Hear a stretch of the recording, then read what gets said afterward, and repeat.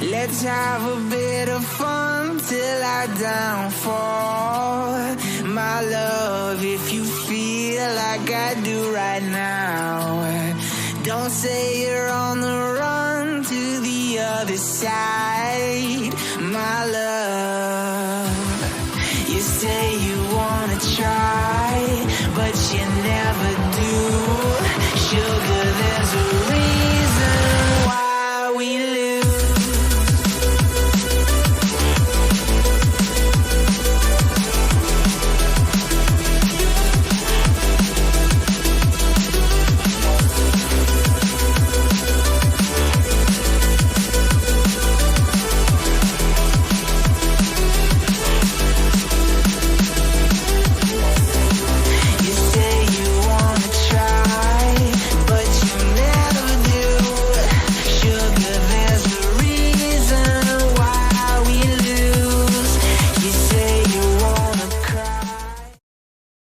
Hello everybody and welcome. Tonight we have a game on our hands, a round of 32 game in CAC's Open League brackets.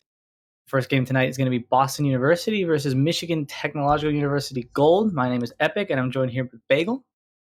Hi everybody. Tonight we're going to have a best of 3. Our maps are going to be Villa, that's Michigan Tech University's pick. Michigan Technological University, that's their pick, and they're going to be attacking. Boston picks Clubhouse, and Michigan's going to be attacking that as well. And our decider is going to be Bank, should we be going the distance.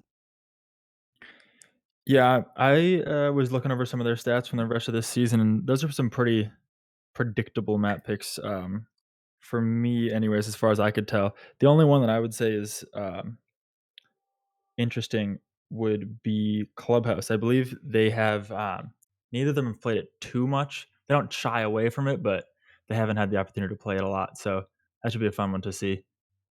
It should be interesting to see also because playoffs teams might bring out some more strategies, depending if they're streamed or not. Who knows the mentality behind the teams, but it's do or die right now. You lose, you are out. So you got to pull out all the stops to get ahead. And it's the first game. I mean, are you going to do it? Are you not? We'll see what happens.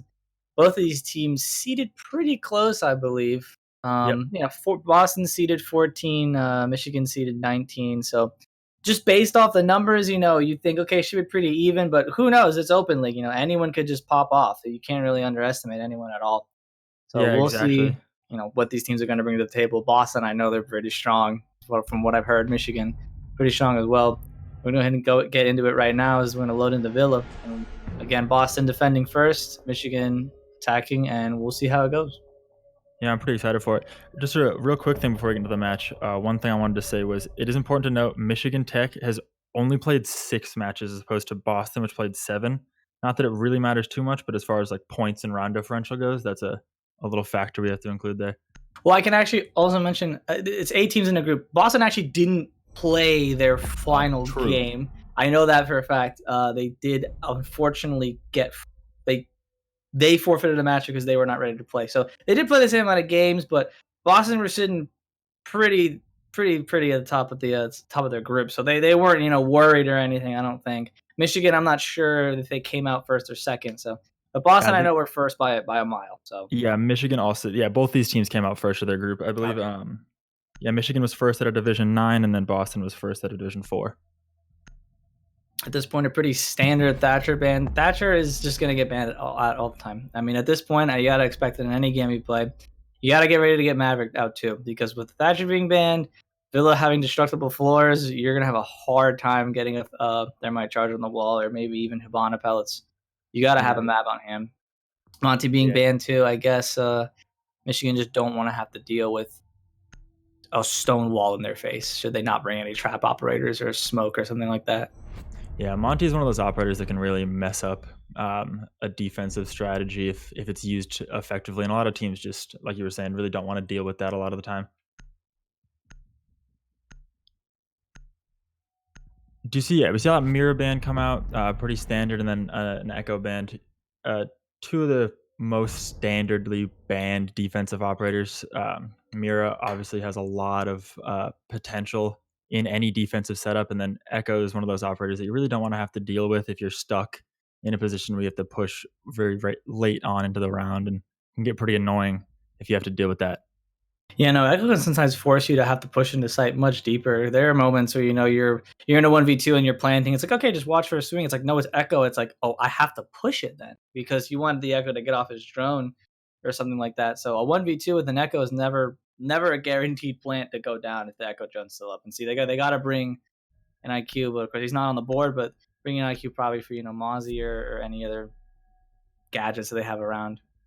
Yeah, maybe thinking about if they were going to bring a Valkyrie, but it doesn't come out, and yeah, that IQ will be useful pretty much only for the Mozzie and maybe some of those Cade Electro Claws if they're trying to take those off from a destructible floor somewhere.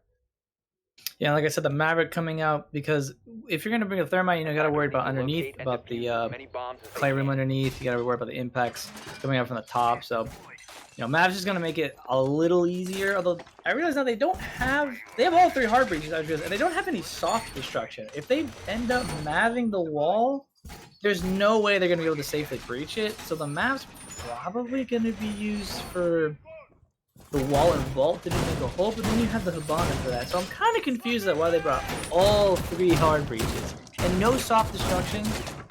A little interested in that, but we'll see how it plays out.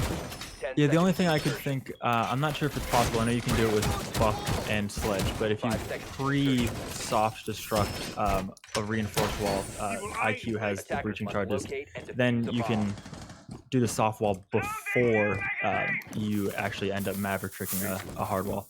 It's possible, but I have heard from a couple math players that it's harder to do that because you need the flat surface there. I'm not 100% not quite sure. as consistent either. Yeah, I'm not the math player, so I can't really say, but we'll see if they decide to go for that or not. As they start droning down beneath, start getting into position to go ahead and breach into study, it seems. Yeah, and it's a pretty standard first site here. If for MTU, you're kind of going in expecting to have to attack on this site first, and going in here, it's going to be interesting to see how they deal with all of this utility and information denial on the side of Boston here. Yeah, right now just droning in, making sure they're not going to get swung on by breaching into the doors. The Maisha's pretty close, actually. He does get tased for 1 damage, no longer 10. They're playing pretty close up in this side as well with the shield over there. Smoke's just going to play close with the shotgun. They did seem to barricade the door on the other side. So they're going to hold it. They're going to hold it pretty aggressively. Yeah, Maisha peeks out and gets the kill on the red. That's the first kill of the round. Yeah, it seems like Boston was pretty well prepared for an attack towards this side of the map, really allocating almost all of their resources towards an aggressive defensive hold over onto that balcony side. Widget and CJ actually able to pick up 1 for themselves. CJ gets taken down actually in that trade from Widget, and now into a 4v3 situation with 1 minute and 25 seconds left of the round.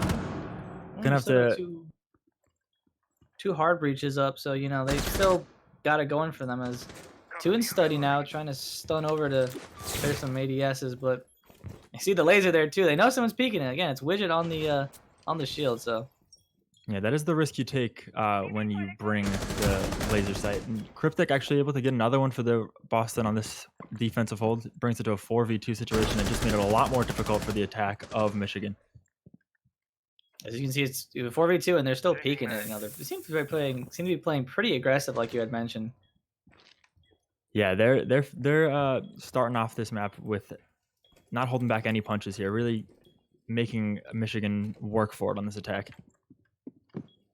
Yeah, starting on villain defense, you would expect to go up, and I guess if you can, pour out that aggression on them, go up even more than what you would expect, wear them down so that when the half comes, it's not going to be much fight left in Michigan.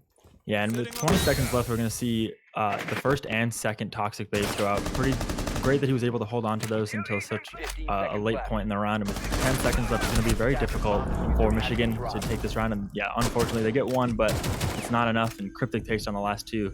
First round goes the way of Boston. Yeah, early picks, and Michigan just lose all momentum. They had nothing to do. They couldn't do anything at all. They couldn't go beneath and get the electro claws. I think the IQ was beneath for a little bit. Probably wasn't able to shoot out the claws, just stalling them out, and they just had to, just dry peek everything, and that just cost them the whole round. Yeah, exactly. I think for the IQ, probably wasn't able to take out the claws before those opening picks came out for Boston. So with that man disadvantage, wanted to get the IQ back upstairs and prioritized the manpower over the utility clearing. And we'll see Boston go for dining kitchen instead of statue and trophy, which is different than what I would expect, but it's still a good side if they got the strats for it. You see the Castle Mute Mozzie. They're going to deny a lot of information and pushing power from the attackers here.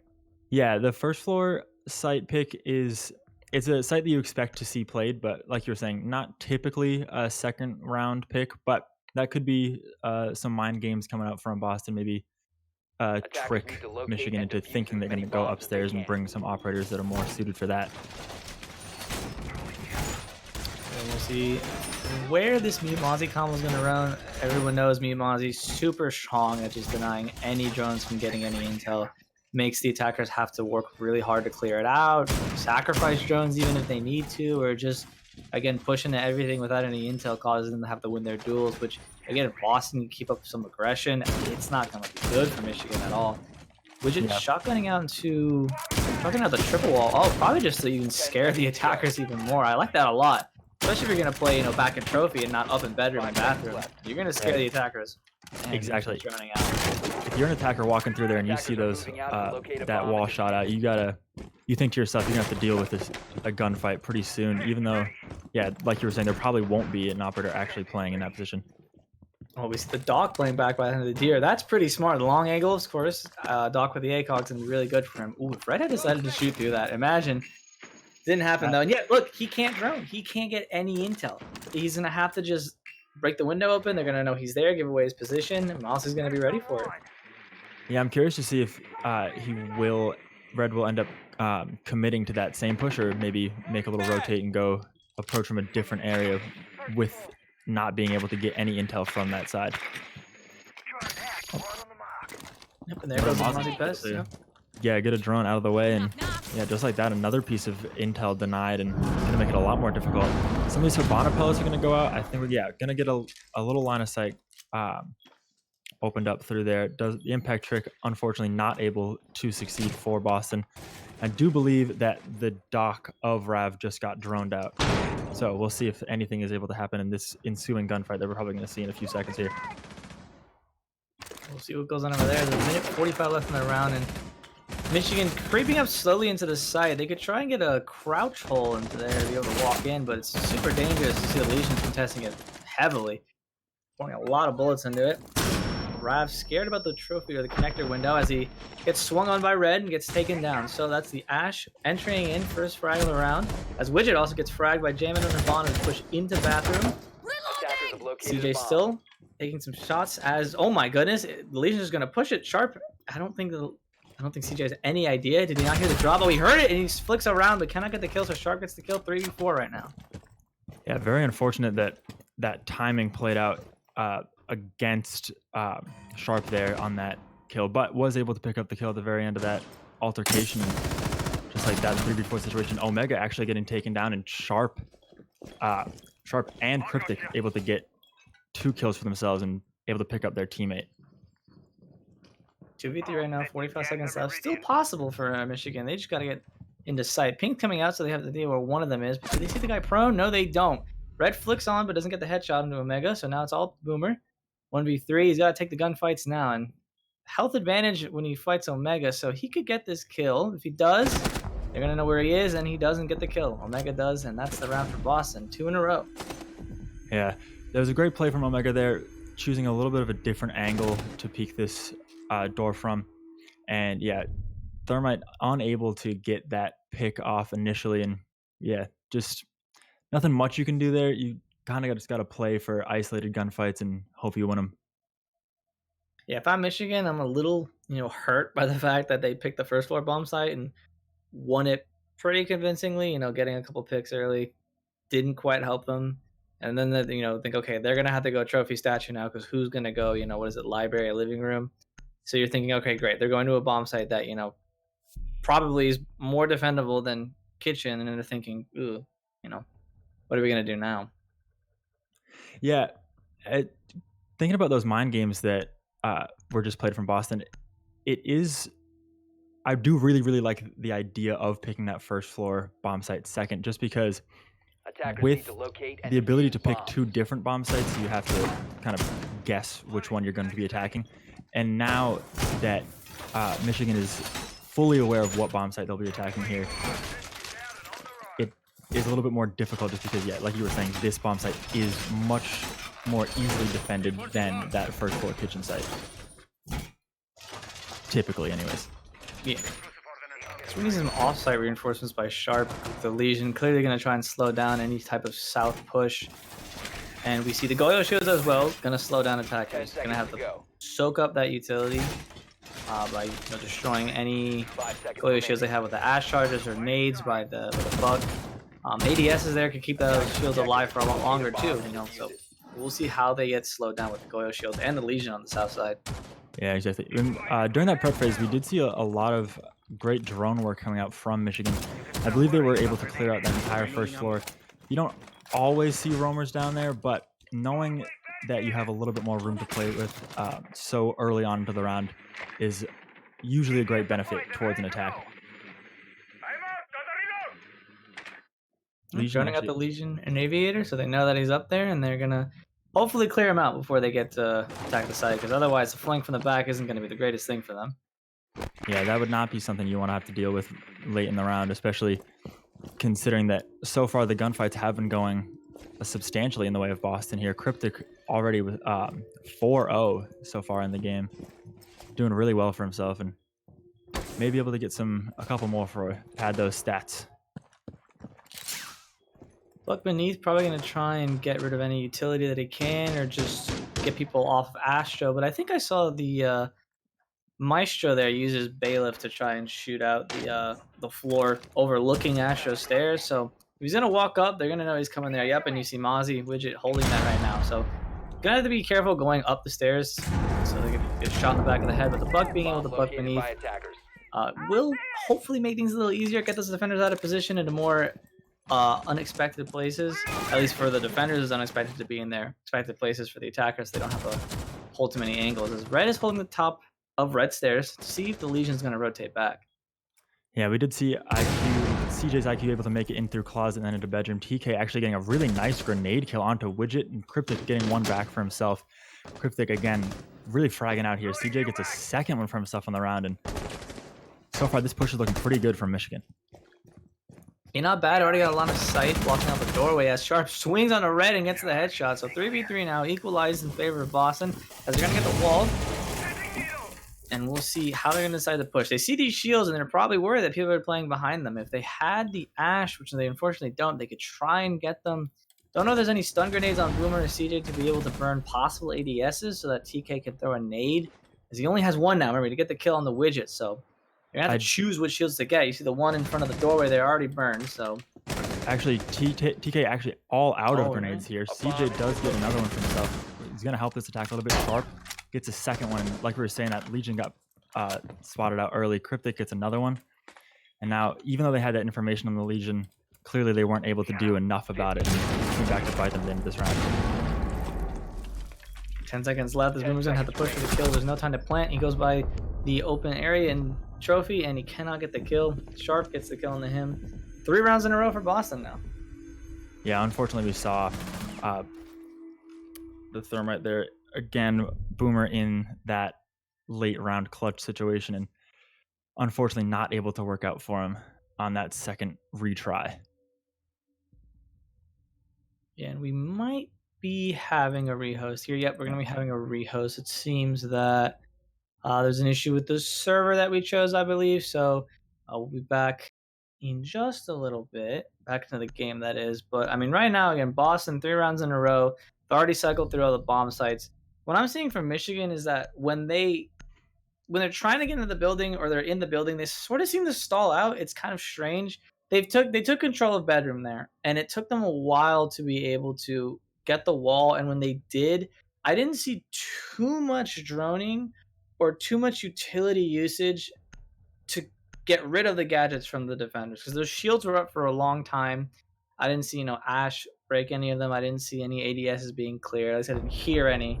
So they might have done it, but I might not have been able to hear it. So I don't know. I feel like they're taking a good while on getting rid of the utility that the defenders have up.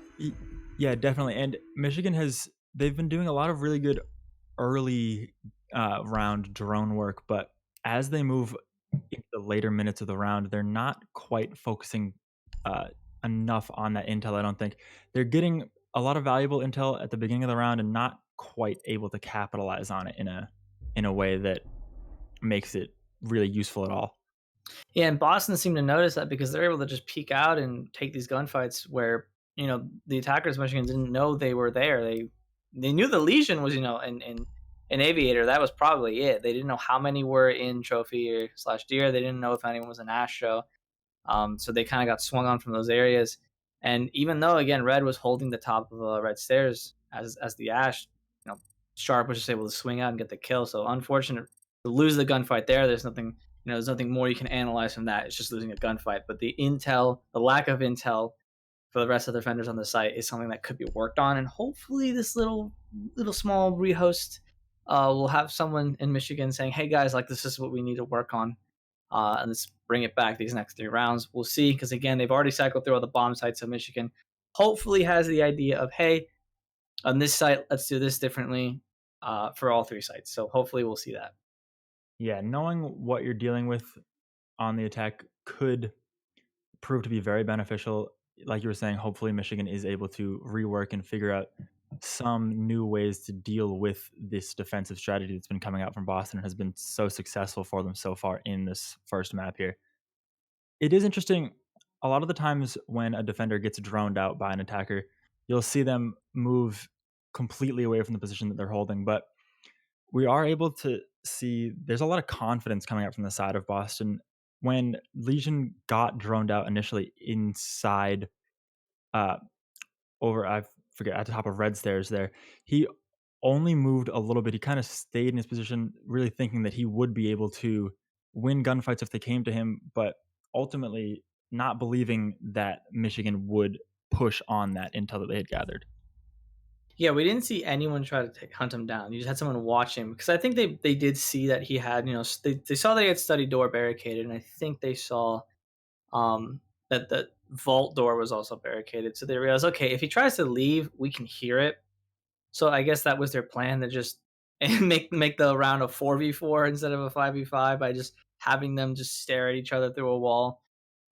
Getting rid of the Legion would have, made it a 4v5 if they had successfully gotten the Legion, so they had that extra man on there. Which again was the issue. They didn't have the Ash to blow these Goyo shields. If the Ash had been able to get the Goyo shield from statue door to bench, that would have allowed the Legion to not be able to sit there, and for the Legion to not get the kill earlier on the final round, or the final couple seconds. It would have changed the game, but that didn't happen. Hindsight's 2020. We saw it happen unsuccessfully. So hopefully again they realize what's going what's not happening, what's going wrong, and they fix it. Yeah, exactly. And Michigan, like we were saying, they have shown the tactic you'll take with a mountain lion in real life. If you just look at it, it won't attack you. So keep eyes on the drone.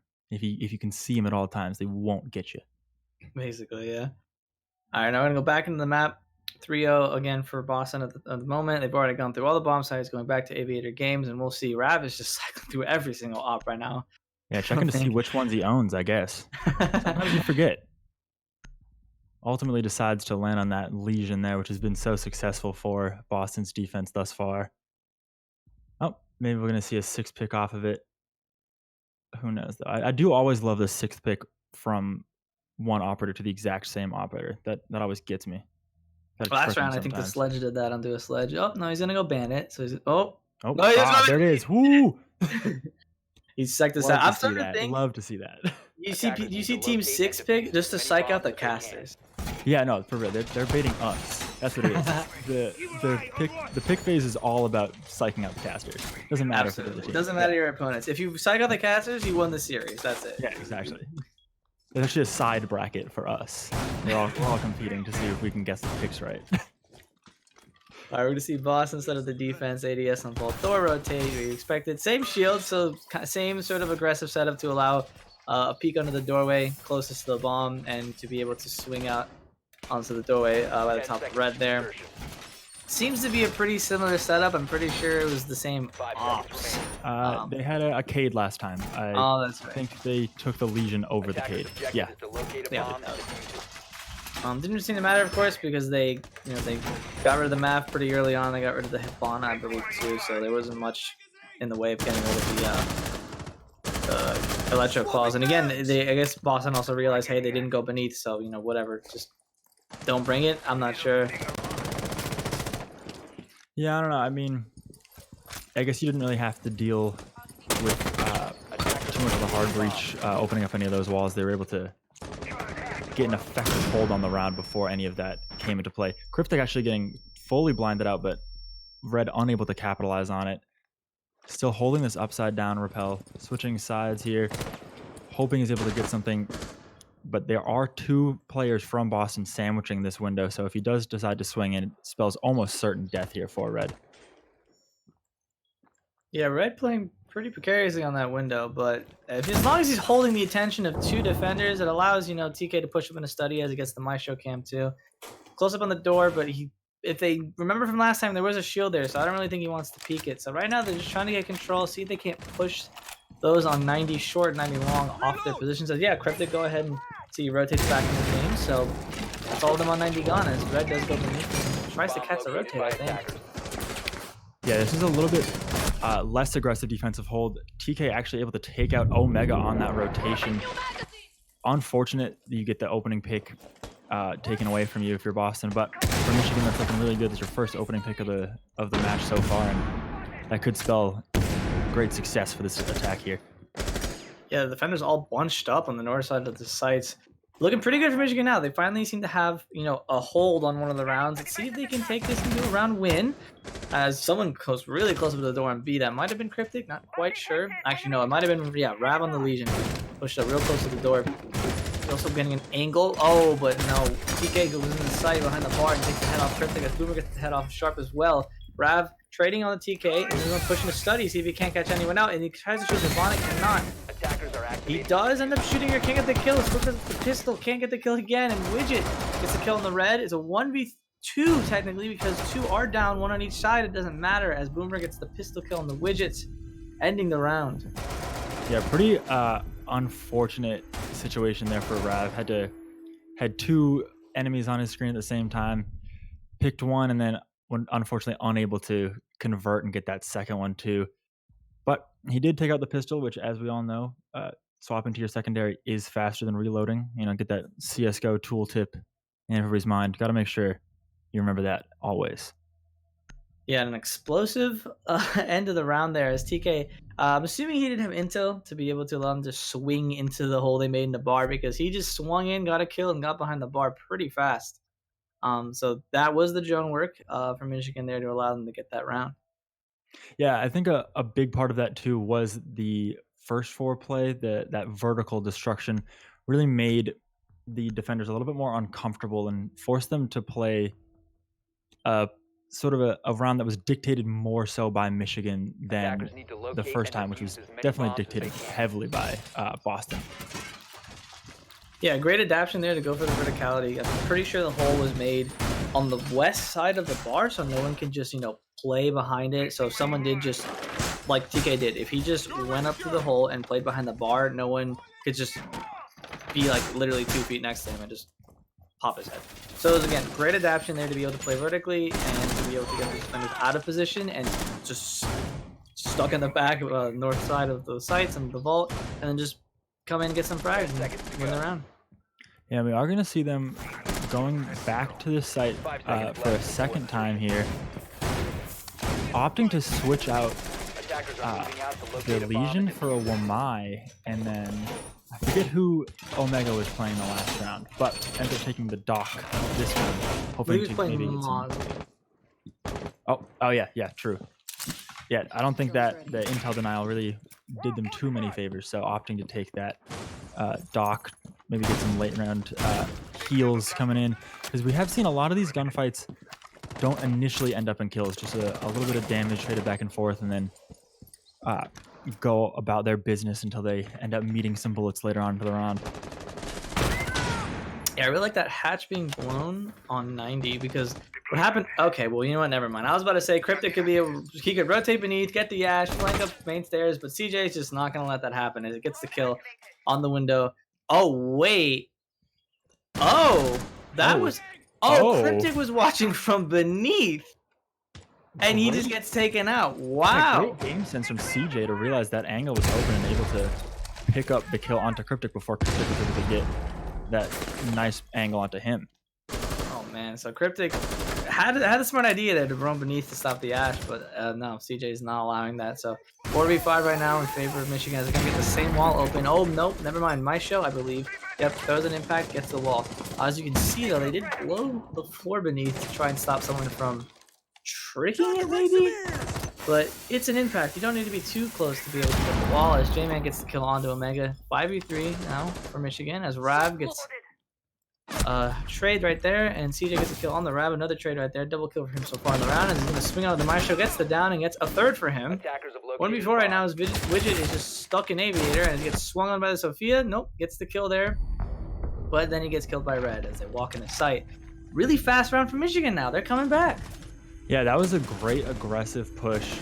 I love to see that. Unfortunately, Thermite wasn't able to get that that bar wall open. There was a successful impact trick that came out there. If you're in a 1v4 situation at the end of the round as a defender, I would argue one of the last operators you'd want to be in control of is Smoke. With only an SMG-11, with a very small magazine, you're fighting a very steep uphill battle there.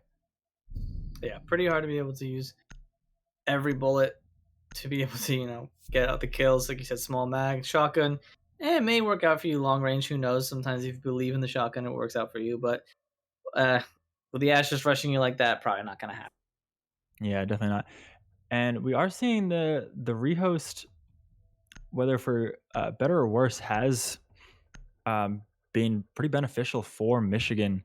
Able to, maybe reconvene, kind of figure out what they wanted to do and how they wanted to approach their attacks against these pretty aggressive, steadfast defenses that are coming out from Boston. Yeah, and we see Boston switch out now to a different site. Don't think it's a good idea to go 3 sites in a row. You've lost it twice. Switching to another site is always a good idea to clear your head. And we're going to see Goyo again. And Wamai again, except on this site. We didn't see him on this site before.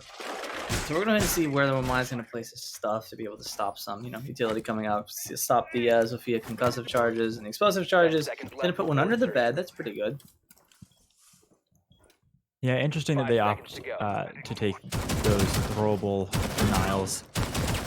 You really don't want to deal with, like we were saying, any of those concussions from Zofia. They're not great to have to deal with a gunfight when you're all blurry vision, your ADS is all messed up, or your sensitivity rather.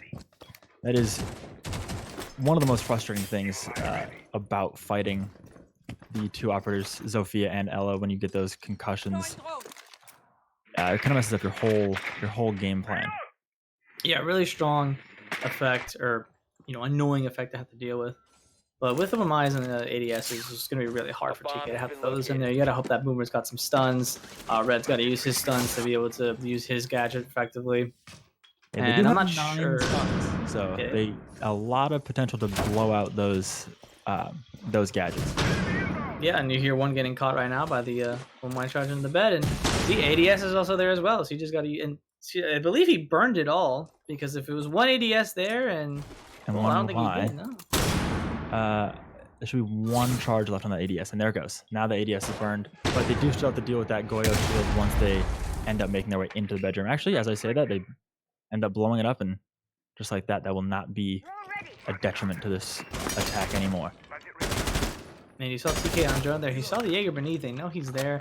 We're going to see how they deal with it, because if the Jaeger's just allowed to be down there, they're not going to get the wall at all. I mean, they do have the HIB, I should say. The HIB can use all 3 pellets to create a run, but I still think Jaeger's going to be able to shoot a lot of them off, and it's going to be such an awkward wall then. So they're going to have to do something about him, but it doesn't look like they're going to. Oh, hold on. They're just making a bigger hole for him. Interesting choice. Rav gets the opening pick for himself with that Alda, and TK gets one right back for himself. Onto Cryptic, actually, the Jaeger we're talking about downstairs. Unfortunately, even though they take out the Jaeger downstairs, the impact trick comes out successfully, and Sharp able to get another one. Takes a lot of damage, but still in the fight. Yeah, so 4v3 now in favor of Boston. He's still got the Goyo shield that Sharp is playing behind. Kind of dangerous considering he's on low health. I would not be playing there if I were him, but he can do what he wants. As J-Man gets the kill onto Ravs, pushes into Astro, but he gets traded back by Widget, but Widget gets traded by Boomer. 2v2, sorry, as TK sees the Legion behind the shield. Omega gets the kill onto him. So many trades going out right now. It's Omega versus Boomer. TCSG in hand. Gonna be pretty dangerous for Boomer to have to take these peaks.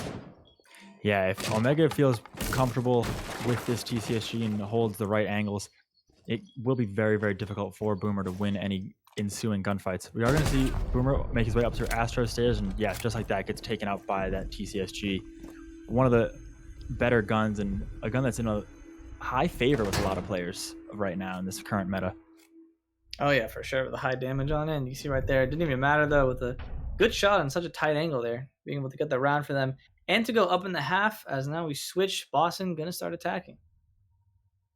Yeah, for Boston, the site switch it did prove to be beneficial and really good to have that momentum back towards your side at the half switch. Really don't want to go.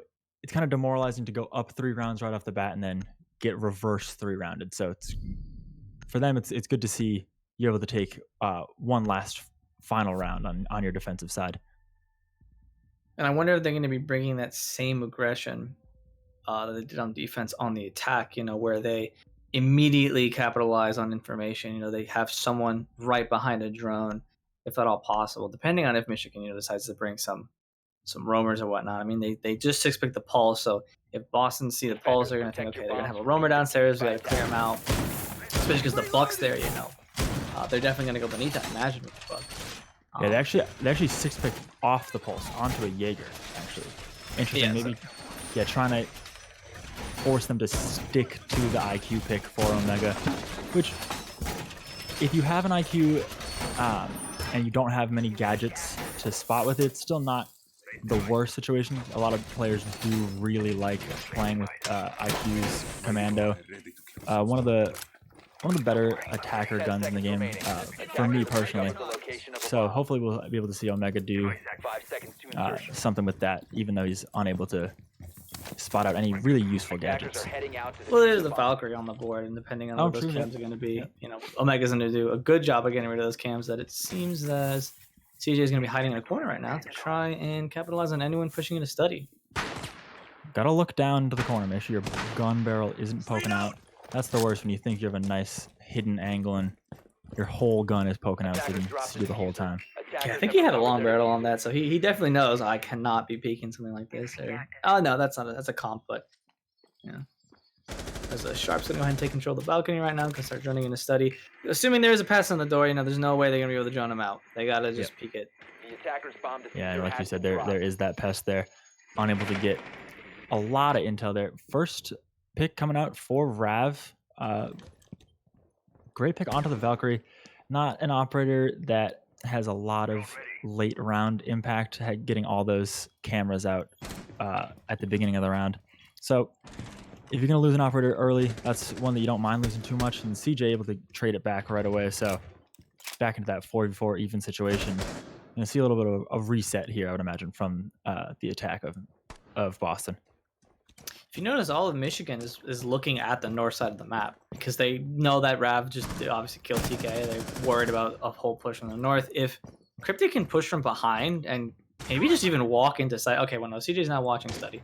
But if Cryptic can, sort of pinch in, not exactly push, but give that pressure, I could see Boston pretty handily taking the round, as he is, peeking on the 90 window there.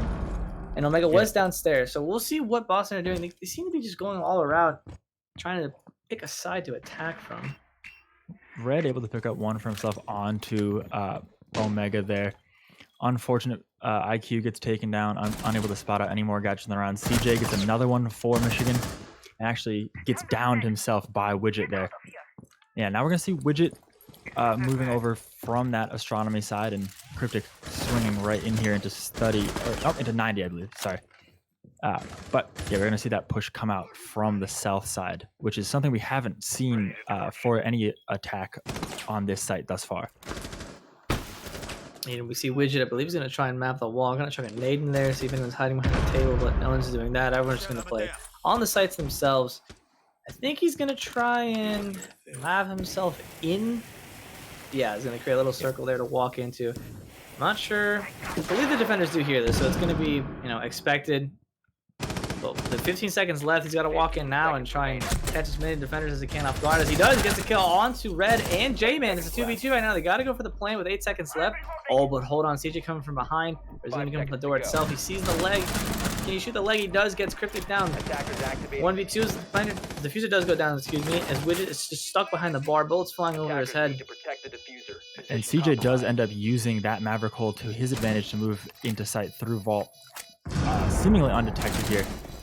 Gets the kill, and then, yeah, like just like that, able to get this disable here and picks up the round for Michigan. Yeah, really good attempt from Boston there. Almost bringing it back, but Michigan just having the man advantage there. Put the Mav in such a bad situation. He had no idea where anyone was coming from. Didn't know where, what angle to look at. So CJ getting the headshot there from behind the bar. The Maestro was rotating all around. So, you know, if CJ was able to flank up on the side, connecting Aviator, and the Maestro pushed from the other side, you know, a good pinch would have gotten there. But again, it didn't matter. CJ getting the headshot, putting it now 4-3. Yeah, it's a really good result for Michigan, able to start out your attacking round, attacking half rather, very strong. Get some of that momentum back in your favor, and your defending round, your defending half rather. Get some of that momentum in your favor, and then opting to go to the more standard second site pick of trophy and statuary. Yeah, no kitchen second this time, but we are going to see a Goyo again. I want to see where they put their Goyo shields, if they're going to do something similar to Boston or not. And we do see, again, one thing I want to know is that Michigan are bringing a Valk, which Boston didn't do at all. But despite, you know, Boston bringing an IQ the whole time, because there could still be moments where, you know, you'll see a Valk cam and you're like, okay, it's in sight though. Like, I can't get it from anywhere outside. So you're gonna have to know that it's there. Tell the rest of your team, hey, there is, you know, a cam hidden somewhere in statue, like somewhere I can't shoot it. Take note of it, and maybe later in the round, you know, last second, execute on the site. You hope the attackers forget about it, you know, and they end up losing to a Valk cam because someone was able to deny a plant from them. Exactly. I want to highlight real quick the Goyo shield placement inside of bedroom there. These new deployable shields will, if placed inside of a doorway, fill up the entire doorway. But what I believe the reason for putting it just a little bit outside of that doorway is to maybe line up a little bit of a better angle through those tiny little window slits, so you can hold a more advantageous angle for yourself, get a little bit more vision. Yeah, if you notice, Boomer, unlike Boston put it behind the door. Boomer put it in front of the door. So I want to imagine he's going to be playing it aggressively, just like this right there. He's going to be playing it aggressively, take that like tighter angle, because if you put it behind the door, it's not really possible to be able to swing on it and play forward. You would have to be in a weirder situation. But see, Boomer's just playing this super aggressively. Like he's ready for someone to hop through that closet right now. Yeah, exactly. Putting it behind the door is more for a slowing down a push. When they have to run through that doorway and vault over the shield. Gonna get a little bit of a gunfight coming in here right off the bat. Unfortunately, nothing comes of that, but TK able to get one downstairs and gets a second one onto Cryptic, and now maybe able to get this initial gunfight, but gets downed. And I do not imagine we'll be able to see him get picked back up here, as all of his teammates are on site, or at least nowhere near his current position. Yeah, Rat has no idea that he's down. They think that he got out. And hold on, Red's actually with him as well. And I think I saw J-Man down there as well. Yeah, 3 of them are down there. Smoke off sight. I mean, you know, if you're Boston, you have no idea, of course. But they're taking up so much time, a minute and a half, almost gone. So this is a pretty good roam. And again, they got the Valk back up. This is a really great roam coming out from TK. Being able to get 2. So this is looking pretty good for Michigan at the moment. Yeah, that is not something you see all too often.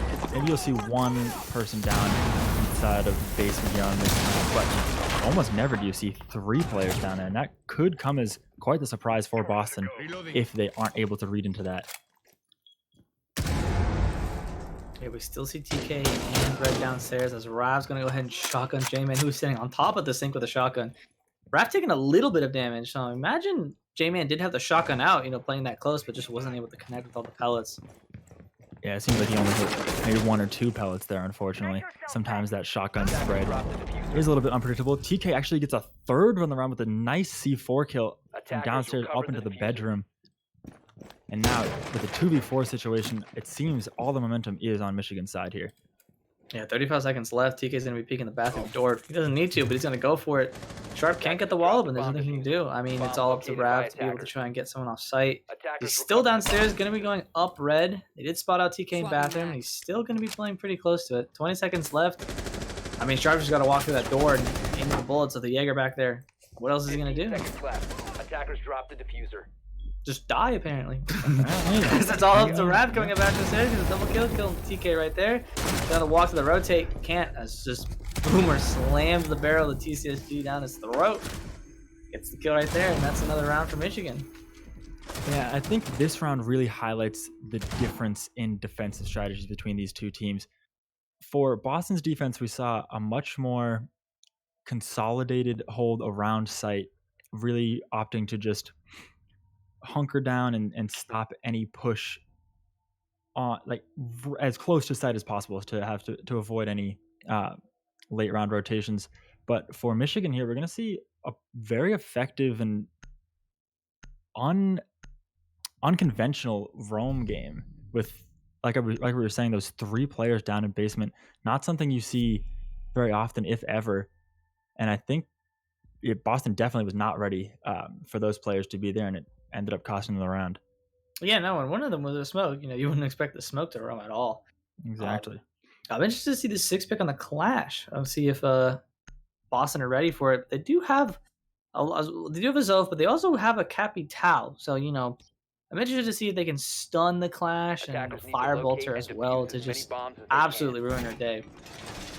Interesting. You do have to assume that Boomer has something planned for this, because he did end up 6-picking the Clash knowing that he was going to have to deal with that Capital and that Zofia. So, curious to see what he can do, you know, kind of going into a disadvantaged state for a Clash player, but maybe he'll be able to make some magic happen, do some turnaround trick shots. That'd be nice to see. Ooh, I want to see that. 10 seconds left before Those are always fun. We'll also see if Michigan's, you know, roam style comes out, how it comes out and plays on this map, because, you know, with this site, it's not too different from having to hold statue and trophy. You're gonna have to hold upstairs to make sure that the attackers don't get the vertical play off. As, you know, J-Man's gonna put some cams up there, and I imagine Boomer's gonna be playing up here as well, though I'm not sure where he is at the moment. He could decide to play on site maybe, but we'll see. Yeah, I wouldn't be surprised if we saw Boomer playing over around Astro stairs, maybe gather some intel as almost a human drone. But we are going to see playing actually on site here, very close to it. Going to be holding that little entryway here. Hopefully stop any potential push that comes out from there. Because once you have to deal with a Clash in that position, there's not much you can do except go somewhere else. Yeah, and kind of ironic right there. Omega on the IQ getting spotted out by the Valcam. Has no idea, and as CJ's gonna peek it, but just getting a little damage onto Omega. I'm not sure why the IQ isn't deciding to use his gadget, but it doesn't matter. It's Cryptic getting the kill on CJ, the wall that was bucked, and Omega getting a kill on the J-Man. So that's 2 of the roamers dead for Michigan. As the 3rd roamer red is stuck top red. Red always on red. I don't know. He really is. Loves that staircase. It's a good one. I do like that staircase as well. You know, when your name matches, might as well play into it. Yeah, just like that, Michigan has given up any substantial ground on second floor that is of importance in defending this site. We do still see, like you were saying, red up there roaming, maybe going to get a nice little flank off, but Boston has been able to open up a lot of that floor and maybe make this defense a little bit more uncomfortable. I was going to say, I'm not sure if they know red is up there, but there was a drone that went to benches, was underneath the bench and stopped halfway through. I saw it with the outline. So maybe they just saw red's leg peeking out. But no one seems to be actually watching the flank, as red's going to walk through the connector right now. He could probably get a kill or two. Even if he gets a kill or just some damage to waste some time, it could be pretty good for the rest of the defenders on site. So you gotta see what he's going to do. Even if he just fired some shots and got Oh, takes a little bit to line up that shot. Does end up getting the kill. Now they do know where he is. Gets a second. Downs one. Isn't able to confirm that. So the 2K gets one on the shotgun with Mute, and then Red able to get a second one onto the player he downed initially. A lot of kills just came out. Widget ending up that little cycle of kills here and putting it back into a 1v2 situation. Clash still being up is going to be very difficult to deal with in a 1v2. Oh, we saw it. It happened. It happened. He's out here, people. Teabags on him. Oh, what a turnaround. Wow. That's great. And Yeah, that was I a don't know what to say flashy about that. finish to a really good Yeah. round. Red doing an amazing flank up there. Like I mentioned before, if he was able to get a flank off, he'd do a lot. And we did see, I'm not sure who it was on the smoke. The smoke was able to get a kill with someone on the shotgun, so I imagine. I believe it was TK on a mute. It was the mute. Yeah, I'm not sure if someone was pushing down or the buck holes that Boston made, someone accidentally wandered over them as the mute was looking up and got killed through that. So that's a little bit of negligence on Boston's side for both the buck holes and, finding that third player. Red had no idea where he was, able to just create chaos up there. So really good roam from Red to be able to help Michigan get another on the board. I believe that's 3 in a row for them now on defense. Yes, it is. And yeah, they go up 5-4 on their defense, and it seems Boston hasn't really been able to string Attackers need to anything locate and substantial defuse together any bombs. since we had that rehost 3 rounds into this match. Hopefully they're able to get back on their feet, maybe reassess, clear their minds a little bit, and get back into this and maybe string some stuff together here. Yeah, we're going to go ahead and cycle through the sites now. So, like I said, for Michigan, Boston has the same thing. They cycle through the sites. Boston can say, okay, on this site, let's try something different. Maybe this time they're not going to go for a push from, master bedroom to statue to 90. Maybe they're going to go into study this time. I'm not sure if they had droned it out initially and decided, during the prep phase, let's go for a north side push, or if they already had the plan well before the drone phase fit. Attackers are moving out to locate Yeah, a bomb it seemed and like defuse it. they, The attacker's on bomb diffuser that has first been attack dropped. onto this site, they Attackers have recovered kind of their split diffuser. their attack a little bit, and the players over by study ended up not doing their job too effectively, and it ended up being focused. That attack ended up being focused primarily over onto that master bedroom side. Yeah, and it seems like they are going to go for a push in the study, as you see them joining Art Studio right now to make sure no one's beneath. They're going to put a player in there just to ensure that no one flanks from beneath to C4 the thermite going for the wall or anyone else pushed up. As CJ is, again, just like last time, except this time with a Valk instead of a Mozzie, playing that fireplace corner. Since there's no Mozzie, I think they see him. As you can see the drones looking at that area. So I think they heard CJ play there. They know someone's there. Yeah, they might have seen the tip of the gun barrel there. And with this hatch open, CJ's in for a rough time. Actually, yeah, gets taken out through that hatch by Omega that was opened up early in the round by Cryptic with that Zofia. Come to think of it, I'm not sure if CJ even heard the door open. The hatch was right there. He must have heard, oh crap, I'm getting pinched right now. Yeah, I don't know. He just kind of held fast and opted to not move out of that position, and it ended up costing him his life. Yeah, well, we see TK now also going downstairs to try and get a flank off as Omega gets Red, who was also coming down from Red stairs, I believe. That, again, with the red stairs. TK picks up one onto Widget, gets the first kill of the round for Michigan, and finishes into a 4v3. Rav unfortunately kills himself with a grenade. Oh, he tried to get the bandit batteries and it bounced back on him. Unfortunate. Cryptic makes up for it though by getting a kill on the J-Man. So 3v2 now. As TK's downstairs and Boomer's left alone on site. Boomer's gonna have to hold down pretty well here because if they decided to push in with Boston joining right now, if they figure out that it's only one on site, they could just flood Boomer and TK's gonna be all alone.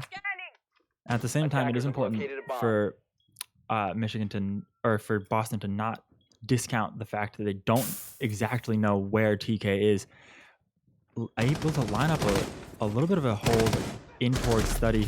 Unfortunately, not able to make anything of it. Cryptic gets a double kill for himself around, and now it's all up to Boomer inside a vault. Gets taken down at the very end by Sharp, and there goes a round for Boston.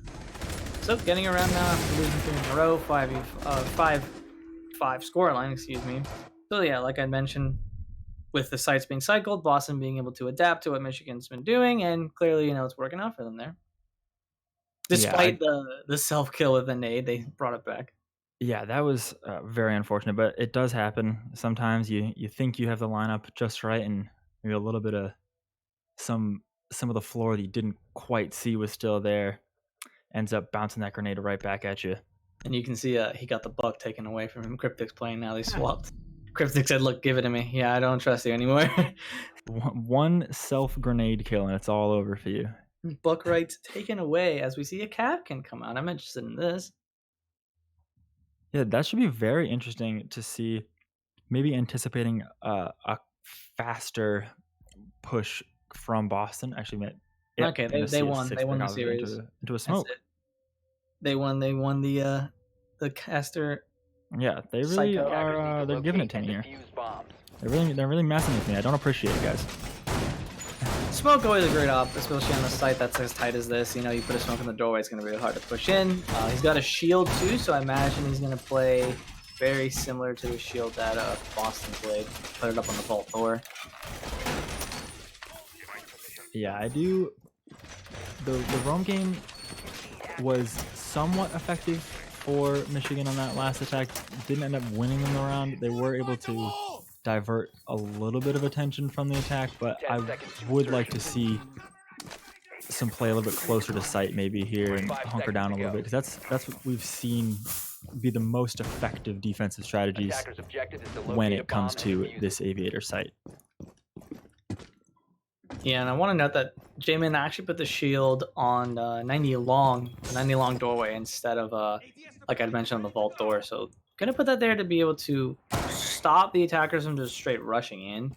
As we also see a hole above the main entrance that he's playing on right there to be able to stop anyone from again just walking right in. So you gotta be wary of the hole there. We did see Boomer trying to set up a little fun Maestro cam, unable to get it, and ends up just deciding to put it somewhere else. Yeah, ooh, I don't know if you saw that. There was a drone that I think saw the hole there. Oh, did it?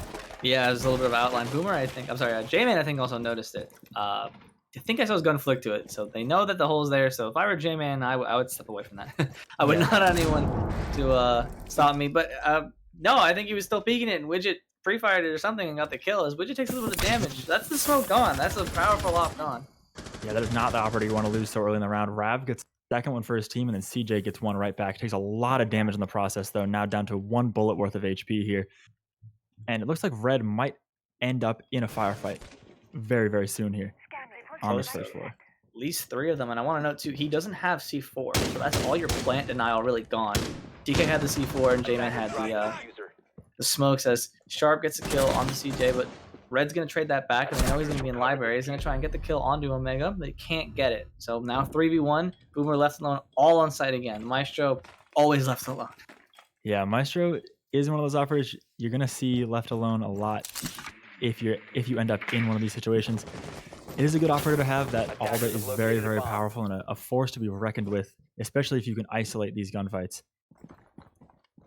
Yeah, Boston have all the time in the world. They can just start droning and find out where Boomer's playing right now. They're just going to actually walk in. Never mind. He's actually in sight. He swings out 90 long on the top of main stairs and gets a kill on the Widget. But they're planning in the other side now. His bullets being sprayed in. He's going to go into his Maestro cam to try and find them. Yeah, there's a cam there, but it doesn't matter. It gets taken out too. Maybe a bit of a misplay to be able to lose that information, but they know they went. He knows they went out to top red. He's going to try and come from there. No, it seems that he's rotating away now, actually. He's going back to study. 30 seconds left on the diffuser, and he's going to have to take a gunfight from either angle. So just pick your poison here if you're Boomer. Yeah, that's going to be a very difficult retake for Boomer here. Both angles of approach being covered somewhat effectively here. IQ not quite peeking, but then, ends up taking that gunfight and winning it for himself. The Alda not able to perform quite the way he wanted it to in that last gunfight there. Yeah, good roaming beneath from Michigan, but just not able to quickly shut down the attack that Boston had put up, allowing them to be able to just trade them back and go up around. And now on to match point for the first map. Yeah, I want to point out real quick, that was the second time this map that we saw a diffuser get planted throughout the entirety of the map, and it was on the exact same bomb site as the first time, both from Michigan on that Aviator. Weren't able to win the round the first time they got that defuse plant down, but were able to take it out this round. And we'll see now. Michigan decide to switch out to Trophy Statue, so different site this time. And we'll see a Jackal come out this time. Different. Normally don't see a Jackal. I mean, I think stats-wise, Jackal's pretty high up there and being banned. Sharp 6 picking the Hibana last second, but can't get an op, and I wonder if that was on purpose or not. You know, like actually wanting to 6 pick, messing around. But again, the Jackal being brought out, they probably want to stop the roam because they noticed last time. You know, again, Red was downstairs. Gonna want to stop Michigan from roaming pretty heavily. Yeah, Red has been quite prolific on these roams, usually able to either waste a lot of time or get a few kills for himself, and he has really been a thorn in the side of Boston so far on his attacks. Now, what I'm wondering as well is if they're going to be able to use these smokes effectively, because you only have 3 stun grenades to burn 1.5 ADS. You know, I mean, imagine CJ's going to put at least one on the doorway to master that statue. So if you're going to smoke that off, you're good. You know, just use 2 of the stuns to burn it. But that's it. You can't burn anything else. Are you going to use a frag grenade to burn an ADS? I mean, you have 4. 4 is a lot. You could do that, maybe. It is possible. It wouldn't be ideal, but if it's all you gotta make it work. Yeah, and you could realistically get away with using 1 smoke grenade, as TK's getting spotted again by Pantry and Pantry stairs. I know he's there. Is he going to be able to get kills? Well, it doesn't matter as Red gets the kill, and CJ gets a kill on the Rav as well. Already up to 2 minutes and 20 seconds left. And these basement roams have been so effective for Michigan. Really, Boston unable to deal with the presence of these roamers down inside of that basement so far. Yeah, the rest of Boston going to be entering through Closet and Master. I mean, they got to get a move on to get control of the rest of the map. I mean, Jackal's tracking the bandit right now, knows where he is, but it's not going to help too much. I mean, if you're going to chase someone down, being down 2 men, it's going to be really hard. Yeah, definitely.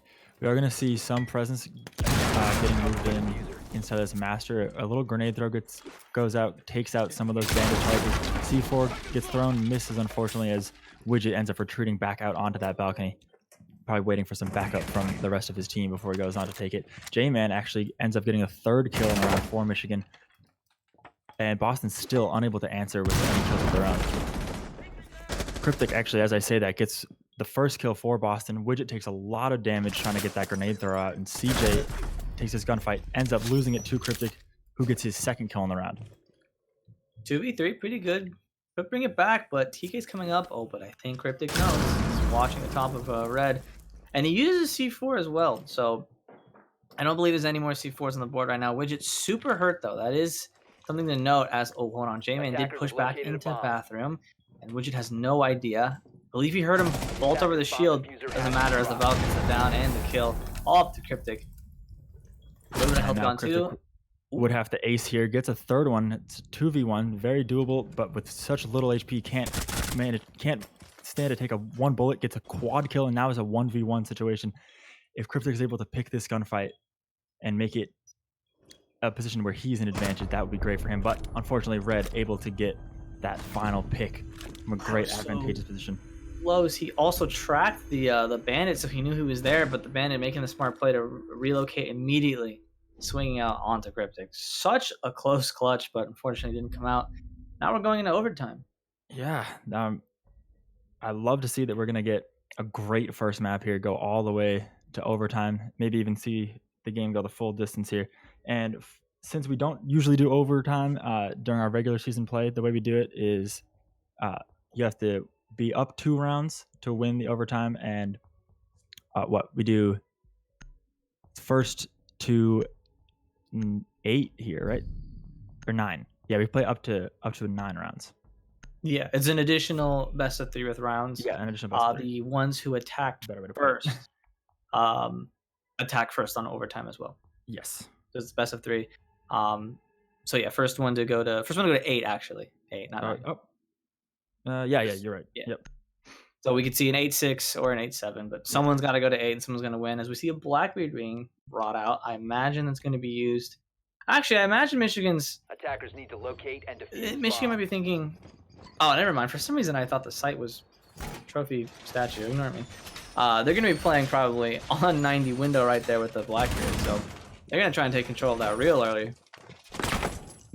Yeah, hopefully we will be able to see Boston maybe go back to their initial defensive strategy that worked out so well for them on this site here.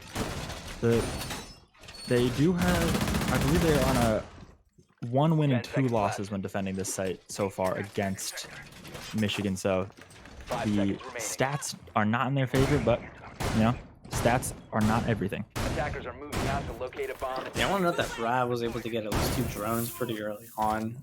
He got the one in library and one coming into the drone hole underneath main stairs. So a couple of drones being lost. Hopefully it doesn't hurt Michigan, because that was something that we talked about a little early on, which caused their rounds to be lost. You know, the first 3 rounds in the map.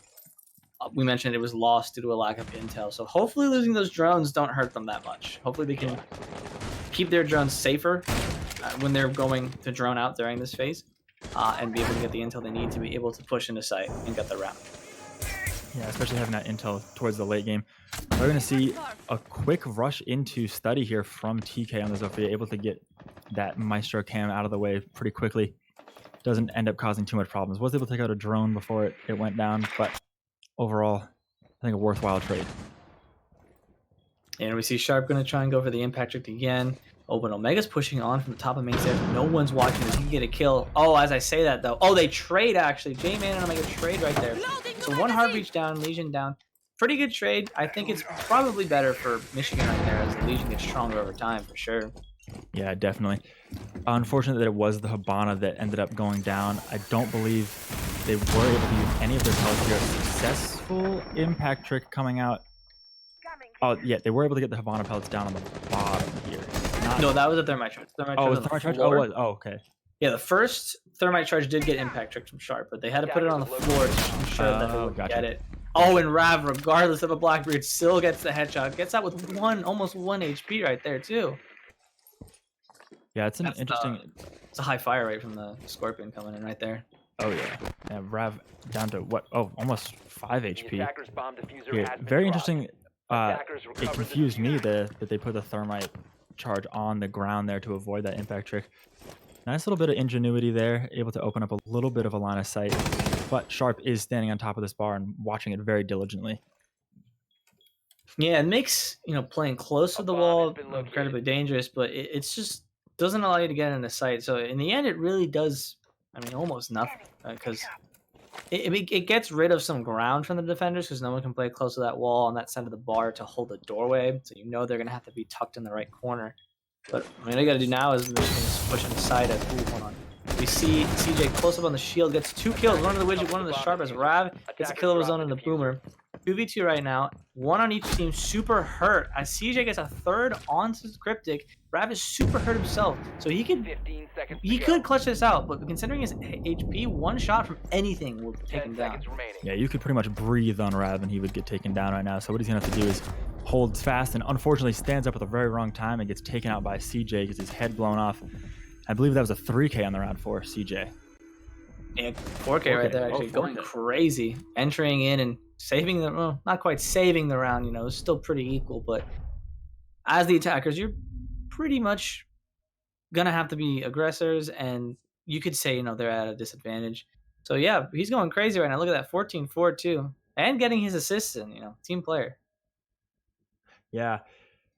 Unfortunately, we don't get to see the full scoreboard because we did have that rehost 3 rounds in, but so far on the post-rehost scoreboard, Michigan is doing a lot better for themselves than they were doing before we had that rehost.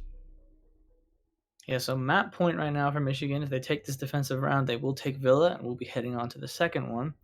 So they're going to go trophy statue instead of going, aviator game. So they're switching it up a little bit, maybe, you know, might not be super expected, but you gotta be ready for anything if you're Boston. You gotta bring back 2 in a row now. Yeah, being on the back foot for Boston here is not a position you want to be in, especially going up against Michigan on this trophy, who have successfully defended it twice now. So they're undefeated currently on their defenses here. So hopefully we'll be able to see Boston adapt and maybe give them one loss on this site for this map. Yeah, both teams basically going 4-2. Yeah, going 4-2 on their defenses. So the fact that Michigan were able to win that 10 attack seconds left before round is huge for them because they're at a huge advantage going into this round. Just 5 again, like you seconds. mentioned, undefeated on this site. So if you're Boston, you gotta win this one, and then the Attackers next are one you moving out to locate a win the bomb map. and defuse it. And we'll see what Boston's gonna be able to do. Hopefully they don't get gunned down by the roamers all the way in basement like they did before. You know, Omega kept entering in through there, and last time got himself picked, putting it really early in the favor of Michigan. Yeah, I can't imagine you would fall for that a third time, but it does happen sometimes, and Bomb diffuser has been I dropped. do think we're going to see at least a little Attackers bit more recovered the resource bomb diffuser. allocation down to clearing out that basement. Maybe bring 2 players down there to trade, if anything. Yeah, but it seems instead they're going to be droning all the way up to study and entering from there as, oh man, we see Cryptic, I believe that's Cryptic on the window, on top of connector, or sorry, Skull, almost getting some shots onto the Jaeger. Oh, that's Omega, excuse me, but they're going to try and get rid of these roamers by pushing through, like I said, study into games, into Aviator. So they're switching up their push this time, which I like to see. They're going to try and pinch in from 90. Could still be dangerous because you have the roamers downstairs. You got TK with the C4. Red, I do believe most of the time he didn't bring a C4. Could we see if Red has a C4 though? Yeah, He doesn't. But you got Boomer with a C4. As CJ gets a kill in the sharp, so your roamers are still doing really well for you. Yeah, we do see Nomad being brought out by Widget, so they are prepared for any potential flanks here, unless those Nomad charges are able to get shot out before they come into play.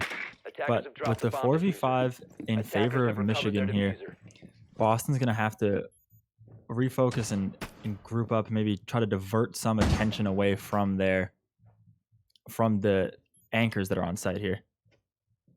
Yeah, I think Omega realizing that leaving the defenders all the way downstairs is pretty dangerous. He's going to try and clear it himself. Can he get the kill onto the Valk? He does. Takes a lot of damage himself.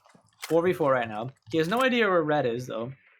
And I'm not sure if they even realized that, the bandit was roaming. Attackers Can't have say for located a sure, but bomb. now they realize he's back on site. So if they, connect the dots, realize, hey, wait, the bandit normally roams, we can say the rest are on site as CJ puts some shots off the wall and connect. Yeah, CJ is showing us that those windows do, in fact, go both ways, able to use a very effective angle with those little slit windows because of the way that it was placed inside of that doorway. And CJ's got to be careful playing that shield now because the side with the gas Bomb canister located is by not attackers. towards him. He could get blasted. And I say that Cryptic's going to build a shield for him. Not sure. Oh, okay. Well, Red gets a kill on the Omega. I was going to say, not sure if Cryptic realizes that he's in there. Gets traded back by the Nomad, I believe. No, by the Buck as Boomer gets a kill on the Cryptic. So now 2v3 as Widget is down, gets finished off. So 1v3 as, yep, Rav can't get the kill. Jalen gets the kill, and that is the map for Michigan. Yeah, and just like that, Michigan remains undefeated on that site for Villain. We finish out the map in 8-6. Michigan really stepped it up towards the end there, and I liked to see that they got their momentum and they cleared their heads and they were able to figure it out and really play their game and dictate the pace. Oh yeah, once they got their roam going, they were unstoppable. I mean, Boston could not handle the amount of people off site, flanking them, constantly creating pressure. So, hats off to Michigan there. CJ and TK going crazy for the team, 15 and 11 respectively. Yeah, CJ living up to his reputation so far in the regular season, finishing that with a 2.2 KD, is the top fragger for his team, also the captain. So he put in work and he proved to be successful and lead his team to a first map victory. Yeah, and it was overtime, so it was really close, obviously, on Villa. Next map's going to be Club, which in my opinion, I don't think they're that different of maps. They're pretty vertical in their gameplay. Good amount of roam clear. I mean, on Villa, you don't see people roaming the bottom floor all that often. A lot of people tend to forget that floor kind of exists even. But if you ask me, they're not that different. So going into Club, I wouldn't be surprised if we see pretty, similar, like close rounds, because the rounds weren't really back and forth. We saw 3-0, then we saw 2 rounds, then 1 round leading to a 4-2. Then we saw pretty dominant for Michigan. But I imagine in the rounds themselves, we're going to see pretty similar styles of play. Yeah, definitely. Yep, for sure. A lot of those rounds too, they weren't blowouts. A lot of the rounds came down to either 2v1s or 1v1 situations. There were a couple there that we saw. There was some 4v1s, but typically the teams are very evenly matched. Yeah, and like you said, we did see some early picks going down to put one side up pretty early on. Like the Rome for Michigan putting themselves up 5v3 pretty early, but it was still Cryptic really close, I believe, to get almost ace clutch it back. So again, these rounds coming down pretty close for both teams. So I'm interested to see what is going to go down on Clubhouse. Yeah, definitely. I think for Boston, they just need to be able to clear the roam, because once they do that, I'm positive they could just surround the site, collapse in, and get themselves a plan or get all the kills and win the round. For Michigan, I mean, to be honest, they're gonna be attacking first again on this map, sorry. And I think that we'll be seeing something similar where Boston will go up and Michigan might be able to bring it back.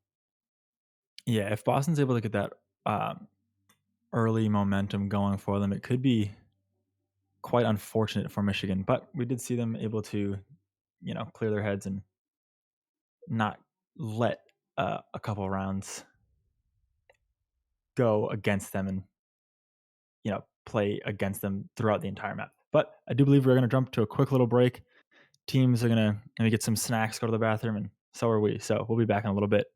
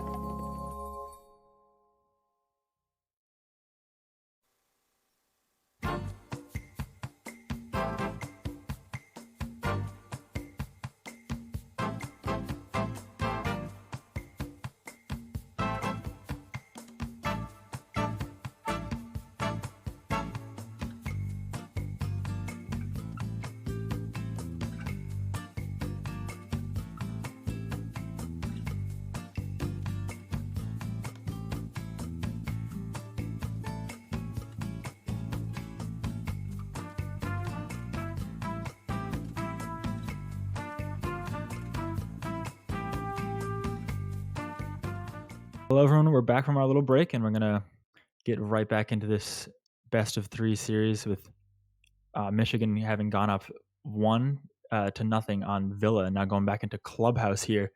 Michigan going to be starting on attack yet again, and we're going to see who is able to take this initial momentum coming into this Clubhouse map.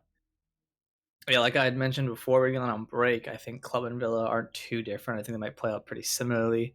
And judging, Michigan starting on attack this time again, and the way Villa played out, I wouldn't be surprised if Boston go up in the half as last time. I think Club, it's super common. Of course, it's super common to see a 4-2 scoreline for defenders because Club is pretty defender-sided. On Villa, I'm not surprised to see a 3-3 or a 4-2. On Club, if I see a 3-3, I'm like, oh, okay, that's actually pretty good. Like, I'm more surprised to see it.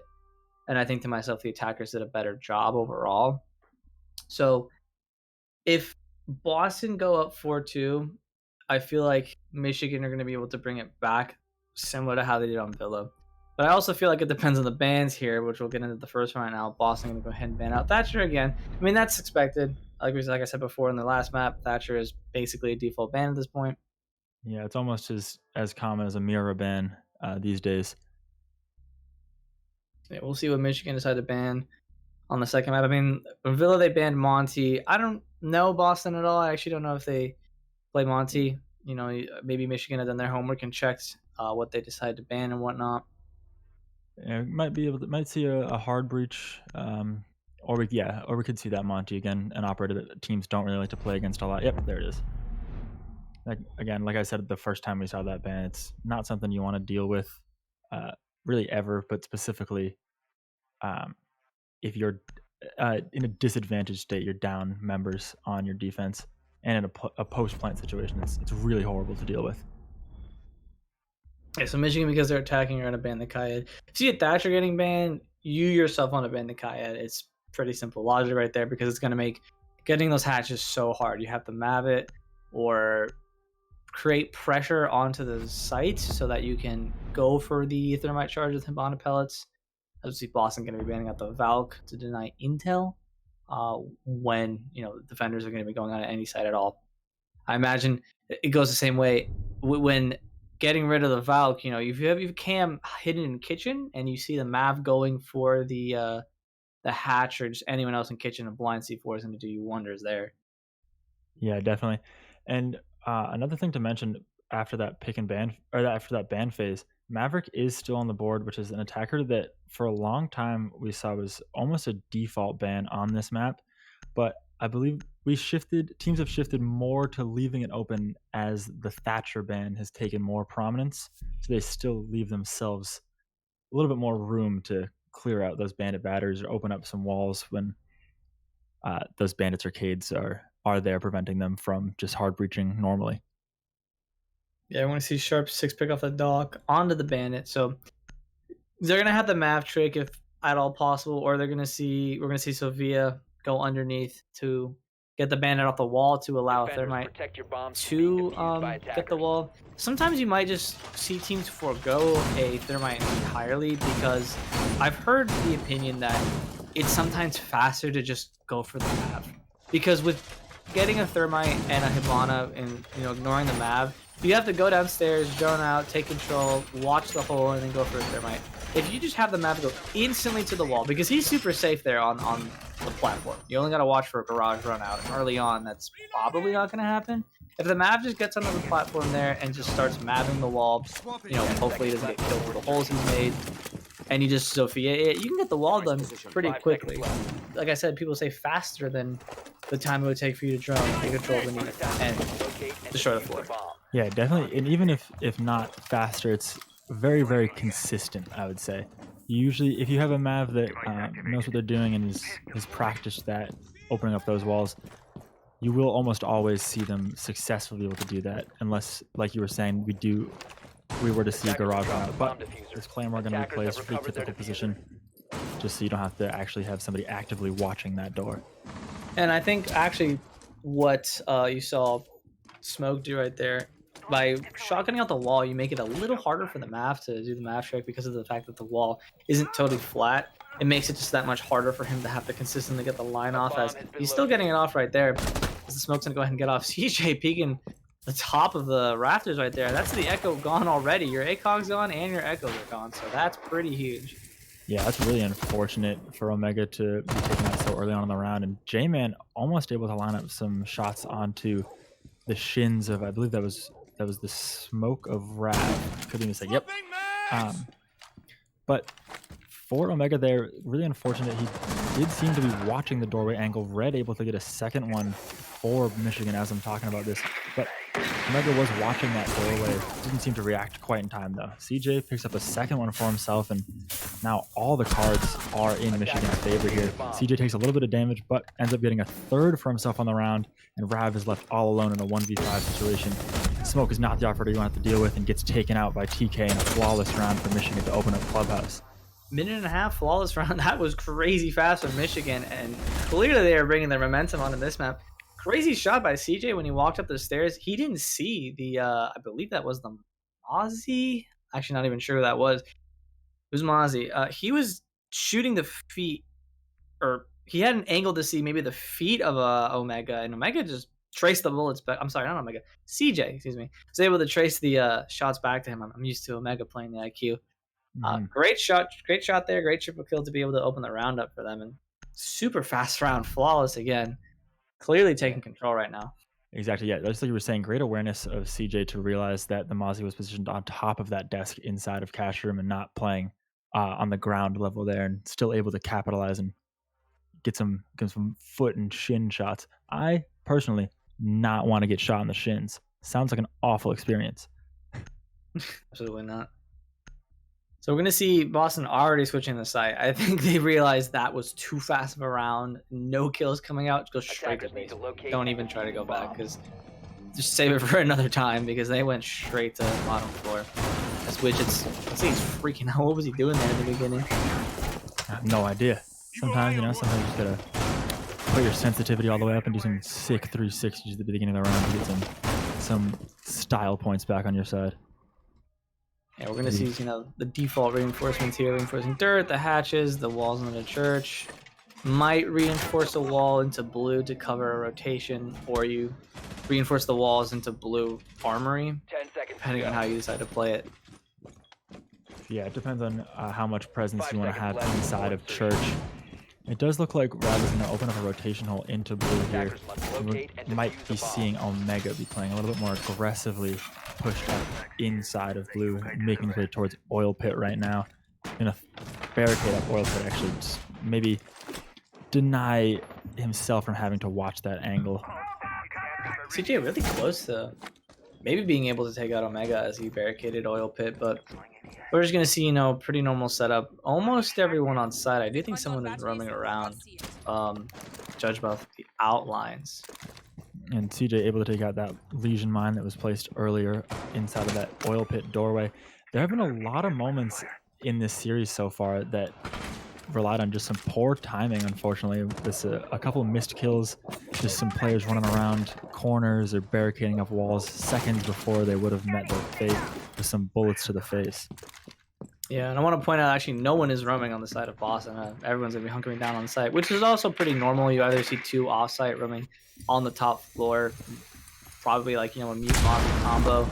We're not going to see that now, no mute or Mozzie, as the hatch is going to be opened by J-Man on the kitchen right there. And we see Sharp leaving dirt. Not sure if they were pressuring it at all, but he decides to just get out of there as they're still clearing out the top floors. He's got two drones in front of him, and he's on fire right now, so you want to have him entry for sure. Yeah, definitely. It does make a lot of sense to me that Boston opted not to have any roamers and just keep everybody close to site. Having lost that first round in such spectacular fashion, you might want to take some more controlled gunfights, maybe not put yourself in a position to be at a disadvantage very early in the round. Yeah, minute 15 left in the round as Michigan's, just making sure that the entirety of the map is there so they can start breaking some holes, probably get all the hatches down and choose where they want to push from. Because, they kind of have their pick to push from, both main stairs and, of course, blue itself. TK's gonna drone in. See the Legion just playing there. As Cryptic might have just walked up main stairs. No, he's at the bottom of main stairs, but he gets the kill on the CJ. Super hurt, but he does end up getting CJ. Top frag right now, so that's a good pick for him. Takes a lot of damage. We're going to see TK coming up on this Legion. Gets good, but actually able to pick out the kill for himself. J-Man also gets one for himself on the round, and now a 4v3 in the favor of Michigan. Maverick takes a lot of damage on Kitchen Hatch, but able to get one on to the Echo downstairs. Now we're going to see another altercation down in Church, which ends in Widget taking him out with the Alda. And now just one man left, Rav on the smoke, like we've seen countless times so far in this series. Red and TK pushing over towards Church, maybe anticipating displacement from Rav. Unfortunate, another timing moment just like that, and we're going to see a defuse go down right behind this Church bar here. We're going to see TK try and self-revive as we see Rav going in for the kill. I believe the smoke... Oh, the smoke finished off... Can't tell if it was... Oh, he threw the smoke through the wall, and he gets the kill onto the down Sophia. Actually, amazing awareness there to actually go for that. That was super smart. Yeah, that was awesome from Rav, and that's, you know, sometimes there's some weird things that go on with the propagation of smoke-like substances in this game, and we just saw it there where the smoke canister was able to penetrate through that wall and take out that player over by the diffuser, which set up Rav to succeed and take that round in the favor of Boston, maybe stop any potential momentum of Michigan. That's a crazy big brain play. I did not think anyone had the awareness to go for that, but amazing on him to be able to do that. And I don't know if you noticed too, the smoke when he was in the hallway, the diffuser was down in Moto, so he was covering that, and he did get, you know, Sophia downed as they ran back into Church, which did put it basically in a 1v1. Again, the big brain smoke just ended the round right there. Yeah, definitely. And now Boston, again, not opting to go back to that CCTV cache site, instead going towards the other second floor bomb site of gym and bedroom, which, as many of you may know, there really are only 3 viable sites in this map. Nobody's going to play first floor bars. It's almost impossible to defend. So yeah, these are the 3 sites we're going to see: CCTV cache, gym, bedroom, and then basement, like we just saw. Yeah, interesting. They really don't want to go back to server cache. I mean, I can't, you know, blame the decision making. They lost it pretty fast, I guess. Like, no, don't even think about it. Just go back. And again, what we saw, I believe, the last map, they did end up losing. On Villa, they ended up losing Aviator Games. I believe it was, and they lost it twice in a row and decided to switch. Yeah, they actually did end up losing it twice in a row. Yeah, so they probably don't want to repeat of that. They don't want to repeat of that at all. They're like, okay, switch. So good on them to switch their mentality, adapt, you know, overcome. And we'll see what Michigan are going to do here as they approach onto the site and onto the roof of Clubhouse. Yeah, losing what is generally considered the most viable defensive bomb sites twice in a row is not great from a mentality standpoint for your team. So if you can avoid that situation, that would be ultimately incredibly beneficial. And Rav actually takes a lot of damage here inside of bathroom. I believe that was from... Oh, yep. Was it from J-Man over on this balcony? I'm not quite sure. But either way... It has to be, because it could have been to the drone hole on Jacuzzi wall, but no one was over there at the time. So Rav was probably back by the shower, and I believe J-Man saw and almost got the kill. Yeah, and that's a lot of damage to take from feet shots through a drone hole anyway. So yeah, a crazy run out coming out and gets stuck on the drone, but Sophia able to get out of that drone just in time to take out Omega's castle there. Big brain players turn off a standard drone deployment, because I think that right there actually is what caused him to get on the drone. Yeah, that was a very bold play from Omega. Did pay off, got one for himself, went down. Cryptic able to get one for himself on this round, playing inside of this cache room, I believe. Yeah, good long angle he's got there to be able to stop anyone from hopping in. Yeah, we are going to see Boston with 2 of their players on very, very low HP. Pretty much 1 bullet from any gun in the game will take them out.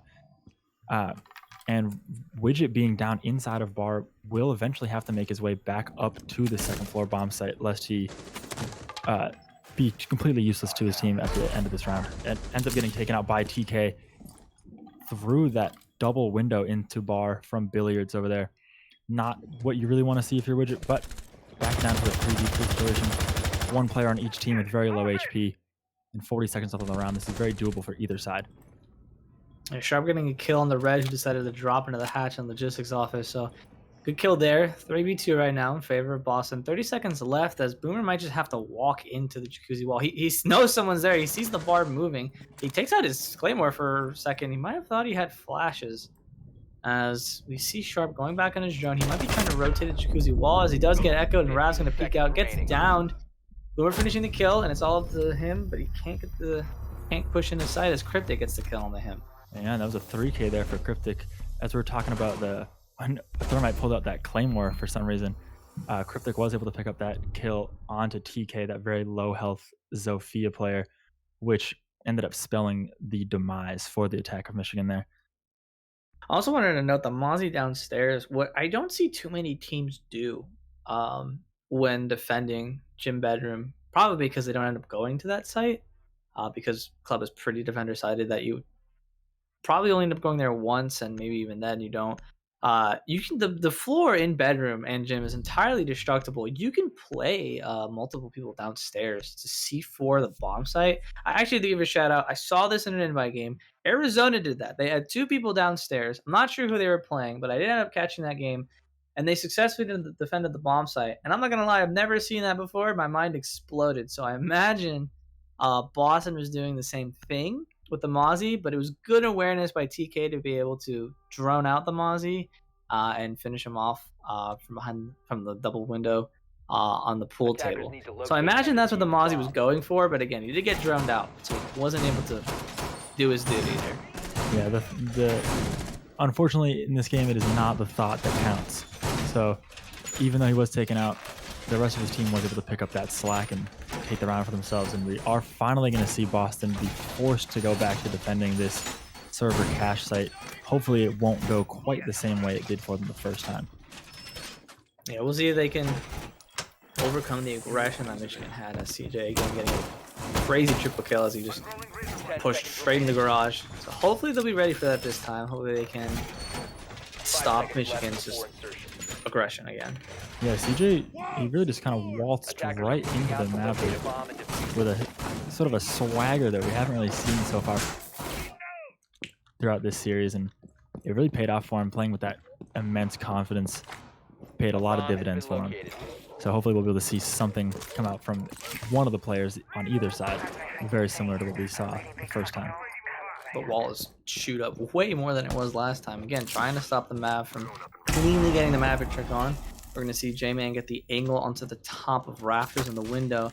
And TK's going to get some hits onto the shield as he's going to try and stop someone from bolting over the shield. Super close. Is someone going to try and go down on him? Yep, Omega runs out and gets the kill on the TK. Just bolts straight for the window. So TK not ready for that at all. Yeah, much better start to the round for Boston. Omega taking a little bit of damage there. Still has just under half HP. Goes for this bandit trick. Is able to get it off just in the nick of time. And that's going to be very, very unfortunate for Michigan. They initially saw that there weren't any bandit batteries placed on that wall, so they decided to try to go for the thermite off the bat, and it didn't work out for him. Cryptic able to pick up one for himself, and now Boston in a very good position going into the back half of this round. Yeah, using the strip run out to be able to get the kill into CJ there is pretty good for them. And 3v5 right now for Boston, and they're going to finally get the wall open. You can see the map is not as clean as it was before. Doesn't matter, Thermite's able to get the Thermite charge off, and all 3 basically outside the breach. Defenders just got to wait and see where they decide to push from. Now we are going to see Sharp have to engage onto Red here on this catwalk and through the garage door. Neither one able to get any effective shots until Red able to get a nice headshot onto Doc playing on that catwalk, and there will not be any heals for the rest of his team. 1 minute left as the attackers again are going to try and slowly push on the site. We see J-Man get a kill onto Omega. So 3v3 right now as Red's downed, however. I do believe Widget, some shots through the wall. Yeah, he downed Red on the stairwell. Don't think he knows that unless the cam's still up. Oh, he does because, yep, he knows because the bulletproof and the Maestro cam were still there. So it's going to into some tasers into J-Man there. Can't get the Maestro cam as Widget's going to go back up on the table to stop J-Man from rotating into the hole. Downs him and finishes it off. Double kill for him right there as all of the Boomer walks into the breach, can't get the kills. Rav close up with the SMG-11, just shreds him. Yeah, that was a great play from the Maestro there inside of Cash. Able to hold a really nice angle. Did some tricky plays with his Maestro cam, took some attention off, and actually was able to finish off that downed player, which is not something you see very often.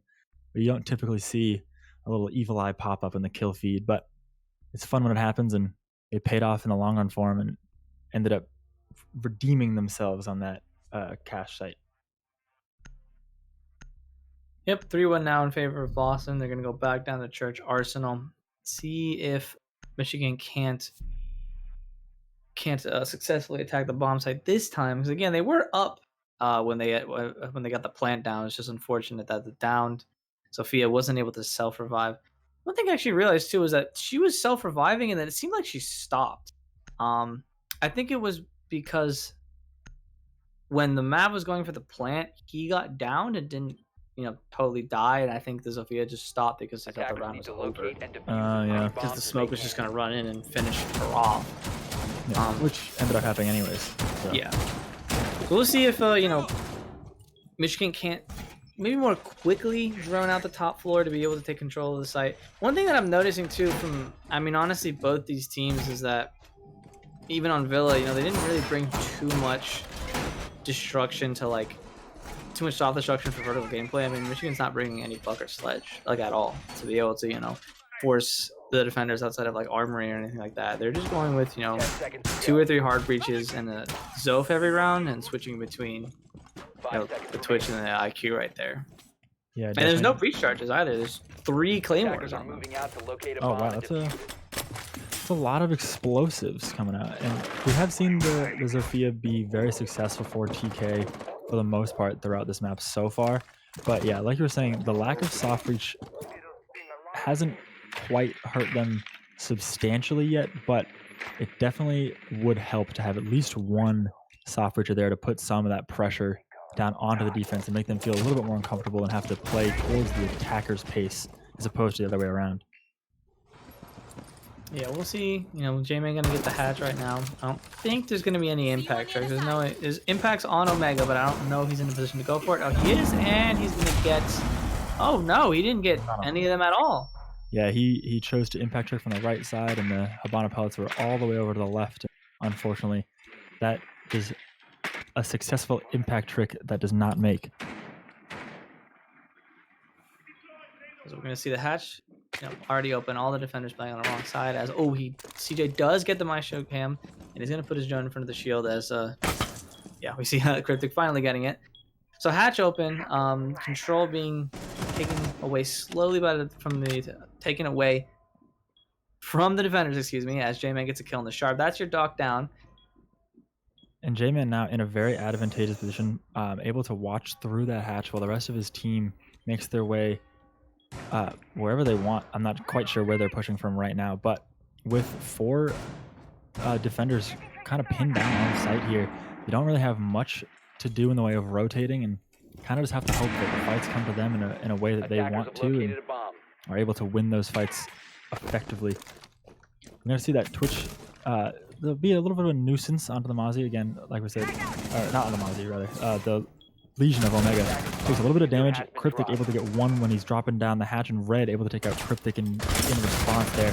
Legion from prone gets a nice little kill onto TK inside of blue. And now a 3v2 situation, Legion at half health. CJ unfortunately moves his vertical right at the wrong time. Might have been able to get a nice little kill there. Both taking a lot of damage, and now I believe CJ will do the right thing and back off from that fight for now. It's such unfortunate timing as we have 36 seconds left of the round. They can't drop the kitchen hatch because the Jaeger's still there. I think Hib still just went for it as he's pushing up.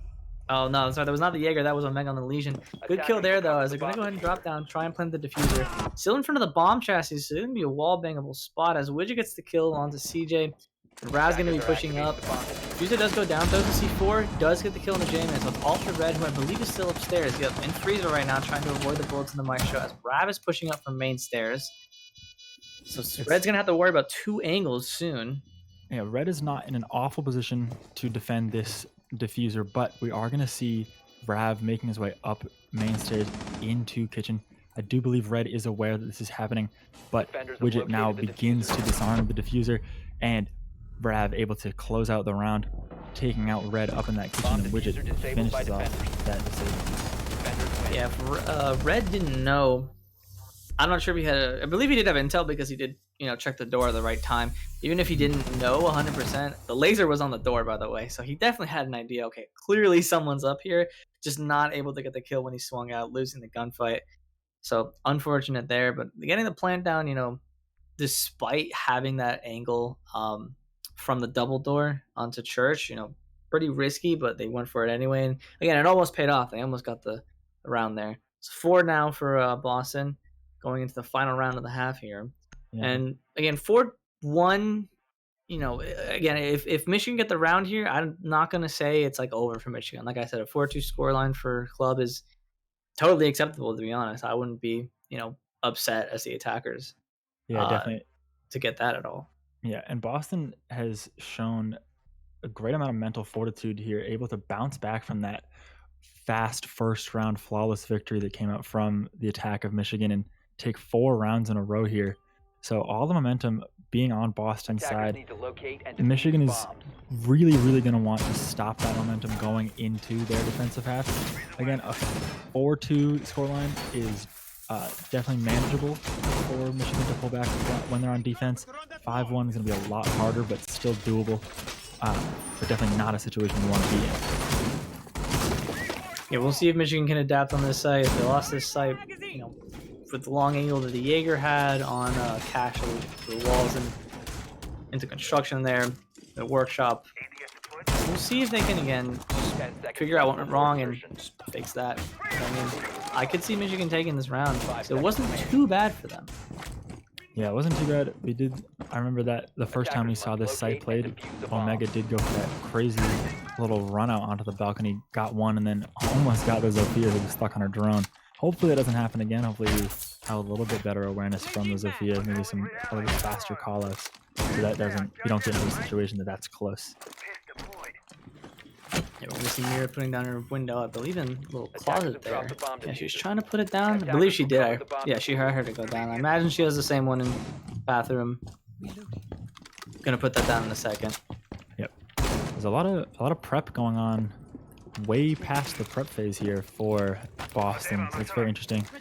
Luckily, they aren't being met with too fast of an opposition from TK. Does get that gym window castle barricade broken out, and now able to peer in there and see that nobody's playing from there right now.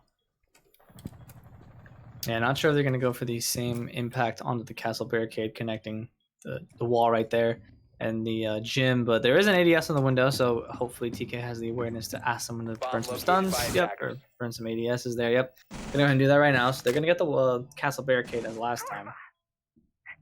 It does seem that Boston is somewhat aware of where this push is coming from. A couple other players still outside of sight over towards that cash room instead of playing closer to where the action might be.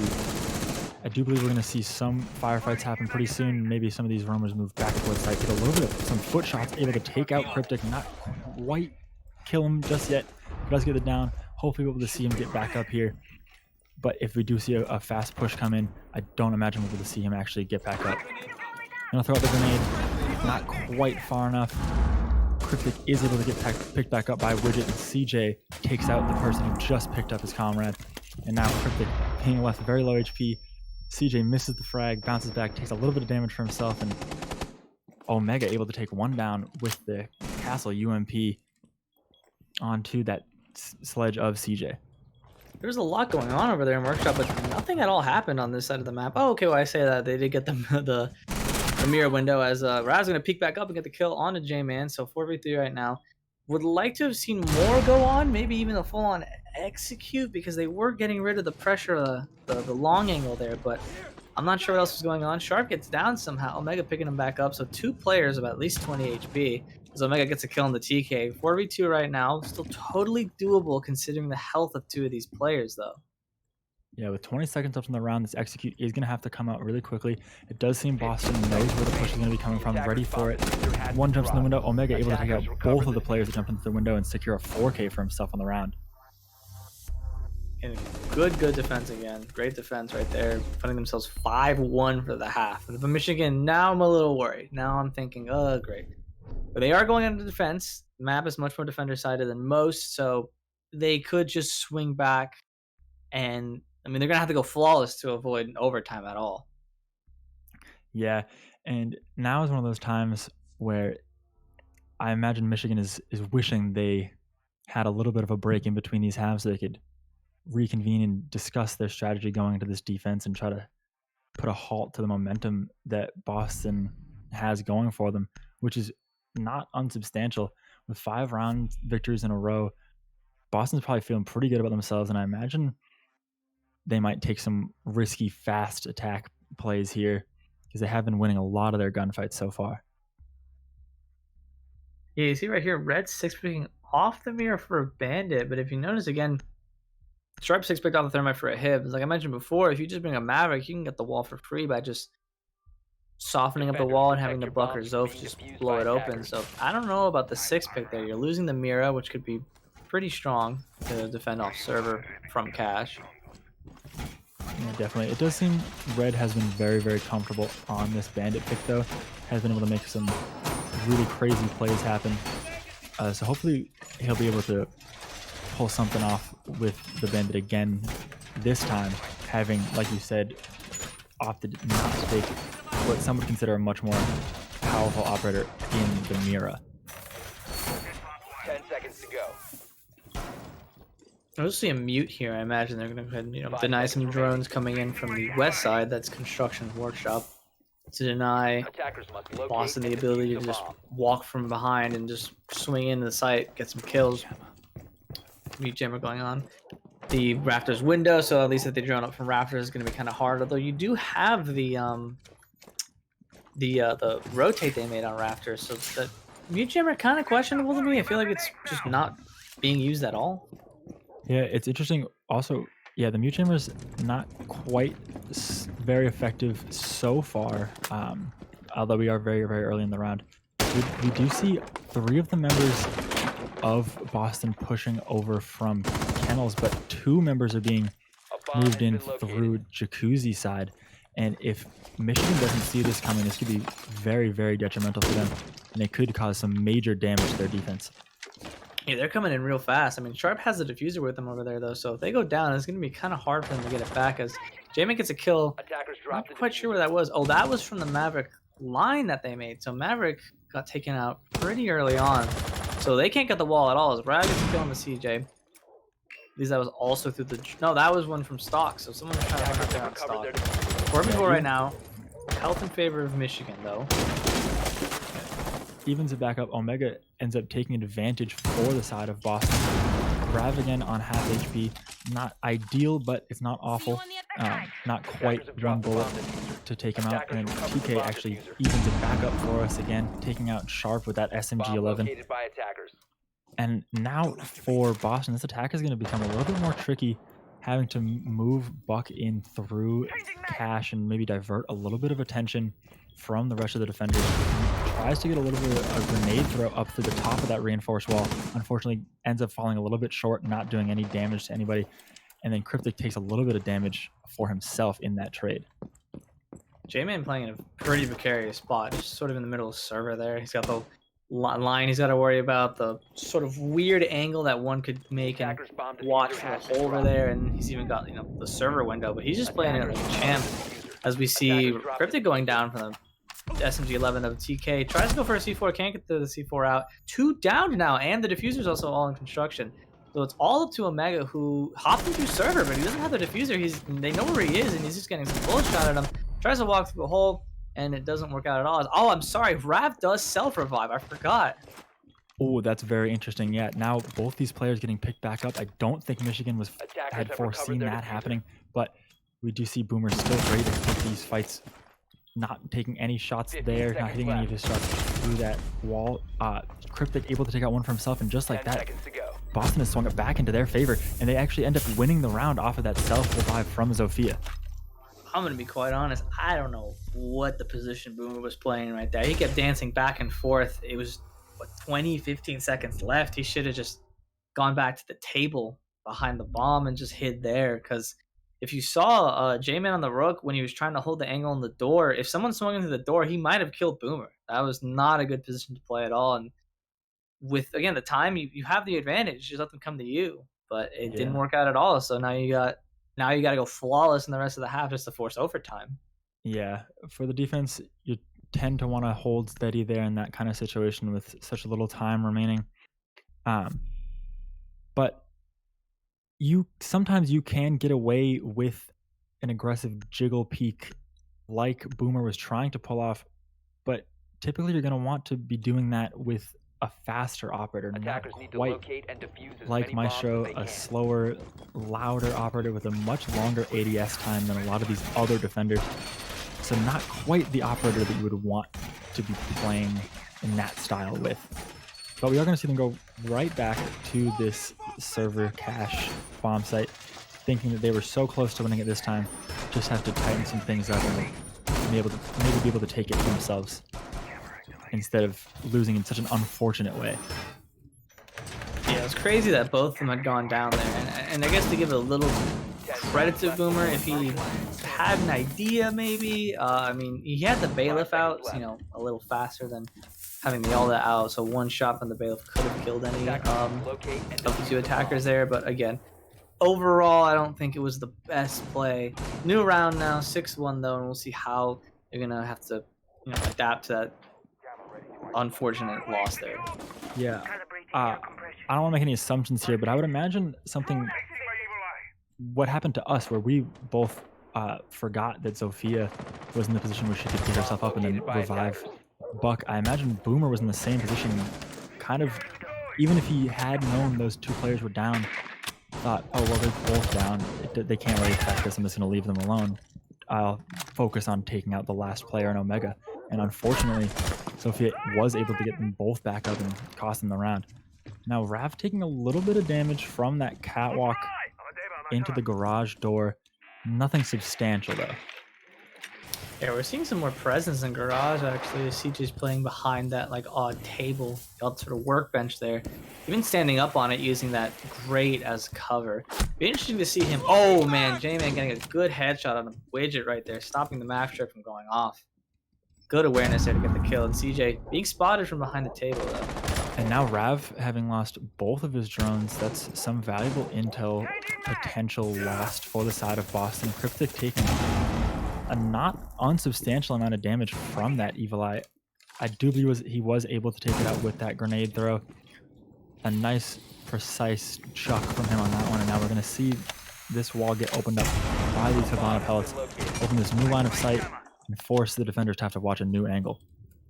Yeah, same push coming out from them. Nothing too different. I believe they're just making the lines, honestly, maybe just, again, to just scare them. They're not trying to get the wall open, I realize now. They're just going for angles and to scare them. Because with 4 left on the board, you have no idea where all of them could be. I mean, you can imagine 2 in Workshop again. Cryptic cannot get this barb. I don't know what was going on there. It took him too long. Sometimes you just misjudge the range. We see the mirror, though. We notice there's no bandit. So red on the mirror could do wonders for them. Pressuring the attackers to have to push it out. As we kind of see Omega going beneath, stopping someone from playing behind the table. But again, the mirror being there doesn't matter at all. And they realize that he's in there. Red getting a kill around the corner of the doorway. Actually, Red 2v5. I believe Red is downstairs right now. Trying to position for a C4. CJ gets, I believe, 2 there. Rav gets 2 for himself. Now a 1v3 situation all on Rav's shoulders with this Zofia. Maybe he's able to make something work like he was last round. Moves in, gets 1 for himself. Now it's a 2v1. A triple kill, quad kill for Rav coming out. Could we see the ace clutch come in? Now it's just CJ, Rav. 10 seconds from the round. Gonna have to go for this plant. CJ should be aware of where this is coming out from. Vaults the wall. Unable to get the kill out in time, but it forces Zofia to drop off the plant, and CJ able to clutch out that round for his team and avoid a potentially tragic situation. I'm not sure what Michigan was doing there. I mean, the smoke seemed like he just swung out to try and get the kill there. I think he had the mirror window to to get some intel on where the Zof was. But again, you have like 30 seconds left. It's a 1v3. Granted, all three of you were on the top of those stairs there. That seemed a little scary to me. So Rav almost able to ace clutch that. But just play safe, play back. You have the time, you have the advantage. I'm not sure what Michigan's doing. It scared me a little. It really is. Yeah, that was quite curious in the decision-making process. But even though Rav was not able to successfully pull off that ace clutch there to win his team the map, he is really feeling himself right now. I believe he's 14, 2, and 3 when we saw that scoreboard pop up a little bit earlier. He's doing wonders for his team right now. He's winning almost every gunfight that he takes, and he could be a huge problem for Michigan to have to deal with for us this map going forward. Yeah, and even if he didn't win it, Attackers need to I'm still locate and I'm still defuse as many scared as bombs as they Michigan can. because now you're going to a site that you're going to a different site. It's not a site you've played yet. I don't know what's gonna happen. Yeah, I'm sorry. Have they played it actually? No, they have not defended this They yet. have not defended the site. Yeah, they defended. They lost cash the first time, went right back to it, won it, and now we're here. Yeah, so now, Michigan's thinking we got to go flawless flawless the rest of the half on 2 sites that you have yet to play, and then go back to another site. Who knows? Michigan is really unknown for 10 them seconds left. at this point. For Boston, you've got 4 rounds to work 5 with. seconds to You're insert. totally fine, smooth sailing from here. Yeah, and going into your defensive half Attackers' 5-1, objective is to locate you a bomb and don't defuse it. want to lose a round, but you have 1 round to work with before you're playing back against the wall the entire time. And to lose that round on what many would consider to be the strongest defensive bomb site on this map is going to make this task a lot more difficult for Michigan to overcome. Yeah, we'll see how quickly Boston can drone up the map here to realize that there's no roamers from what I can tell in the outlines there. Oh, it looks like one is first floor, or that could be main stairs. Yep, going to main stairs right now is CJ. So if they can drone him out and force him back downstairs, they have full control of the map. They can get to work, bucking out the floor, mapping those hatches, getting dirt even if they want to create more pressure onto the map. So we'll see if they can do that as fast as they can. You see Omega droned in with 2 drones, just like CJ on the IQ. CJ now going back down main stairs. So yeah, I mean, you have 2 minutes left. You have so much time to do whatever you want as the attackers. Yeah, especially now. I believe they are aware that they have full control of the map, barring the basement, of course. They are free to do whatever they want with that.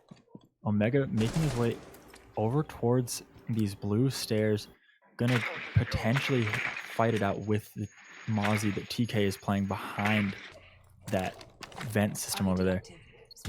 Is able to spot up.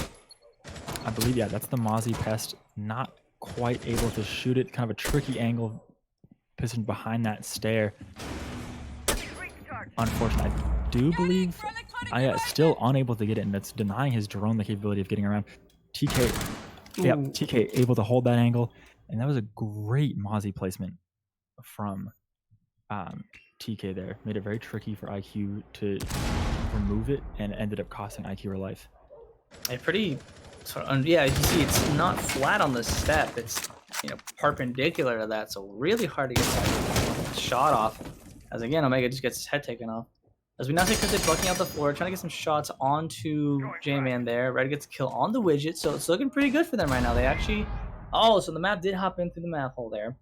So this is looking pretty good right now. They still have control of dirt. They have the shield there to block off any attackers. And they have 37 seconds left. I mean, if they're going to go dirt, they don't even have time, I would say.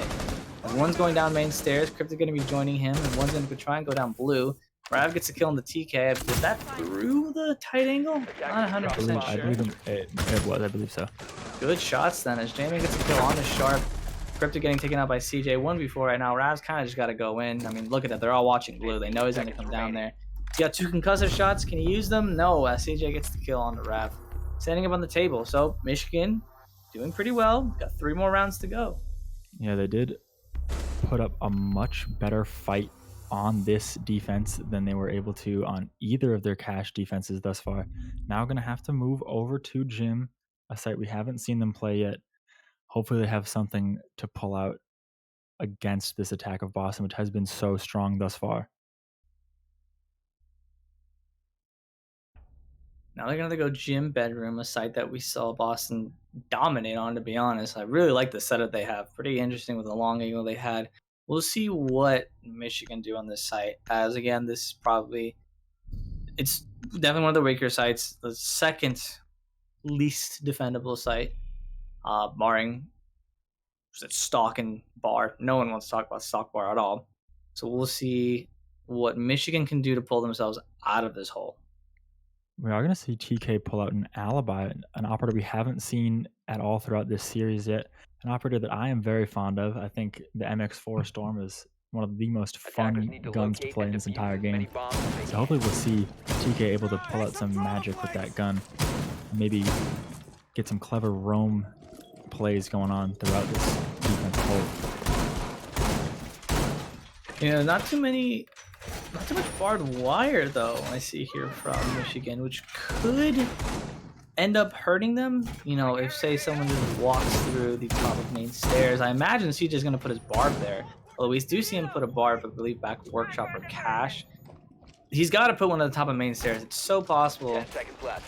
for someone to just walk up it and completely shut down this defense. 5 seconds to Yeah, go. if they're not able to at least slow down a push up from main stairs or gain some intel that is happening, that could, like we were saying, be devastating towards at any point in this round, late or early. We are going to see a push come out. The attack push, I believe, is coming out from jacuzzi wall as is typical. I'm going to see Thermite go over and try to get this wall open as quickly as possible to set up their attack in a way that they want. I don't think anyone's gone to... Yeah, no one's gone to cache wall yet. I'm sorry, server wall yet. We'll see if someone decides to go over there late in the round to pressure the Roman workshop. As we see Omega up on the window, watching the construction window right there. Here's shotgun going off, and he's peeking an angle in. If no one realizes that window's partially broken, destroyed, and walks through that line of sight, then it could really hurt them. Yeah, that could come back to bite them. And we saw Boomer actually opening up that hatch inside of construction, maybe preparing to have to run down if he gets caught in a disadvantageous situation. We are going to see the jacuzzi wall get opened up. I believe that was from Maverick and Buck coming out with the soft breach. Omega does get downed, I believe, by CJ, who took a lot of damage in that altercation, but unable to confirm this kill. And I imagine we're going to see Cryptic make his way over there and help up his downed teammate. Yeah, I think asking for some cover. I Rab over there just to make sure no one hops out the window. We do see someone playing beneath, using the hatch in gym to see if someone hops over. TK is going to be using that. Pretty good vertical play there. As he knows someone's pretty close because, they hit the alibi, the Prisma there. Minute 14 left. Boston taking their time. I could see this. This is going to come down to a last-second execute. And we'll see how fast Boston are able to get these frags and blind some of these defenders. Because this site is all about sight lines. You have long sight lines from a lot of places that allow the defenders the angles to get the kills onto the attackers. As J-Man goes down, I believe that is Cryptic on the window into Jim. Does finish the kill if it was him. C4 going out, does not get anyone. Cryptic actually takes out another one through that hatch. Takes out TK on that alibi. Unfortunately, does not fulfill my wishes to succeed and make some plays happen with that alibi. Boomer taking a lot of damage now. CJ and Boomer both very low. Boomer gets taken down by Cryptic, and Cryptic's on a triple kill here. Rav peeking around through that mirror, and it's all into CJ in red. And CJ's holding a pretty long angle. Could be advantageous if a push comes from the wrong place and Boston isn't ready for it. But CJ gets one from that angle like I was just talking about. Now it's a 4v2. Rav takes a little bit of damage, and red gets taken down by Rav, and Omega seals the map for Boston. Yeah, pretty fast XC coming down there. A lot of kills going in the favor of Boston to put themselves up in the last couple seconds. So even if Michigan were able to get a couple kills in the end, trades would have come out anyway. And Boston taking it 7-3, much more commanding at the start of the map. Way stronger showing from them. Shutting down anything I had said about it being close at all. We see Rav going 16, Cryptic going 10. So this time, two of the players on Boston going double digits, where last time it was only one. And none of the players on Michigan getting double digits at all, with 9, 7, and 8 there on the scoreboard. Yeah, and unlike that first map, we did see Boston able to maintain that momentum that they had going in at the beginning of that map. Again, they lost the first round in pretty spectacular fashion, with Michigan coming out with a flawless round right off the bat, coming out quickly. But then Boston was able to win 5 in a row, actually 6 in a row, because they won their first attacking side too, and all that momentum was in their favor, and Michigan just was not able to train. Yeah, and even if Michigan were able to get momentum, just a small mistake cost them the whole map. But we are going to be taking a quick 5-minute break, as the teams did ask for one. So we'll be back in just 5 minutes onto the third map, which I believe is going to be, if I can check super quick, Bank. So we'll be back in 5 minutes.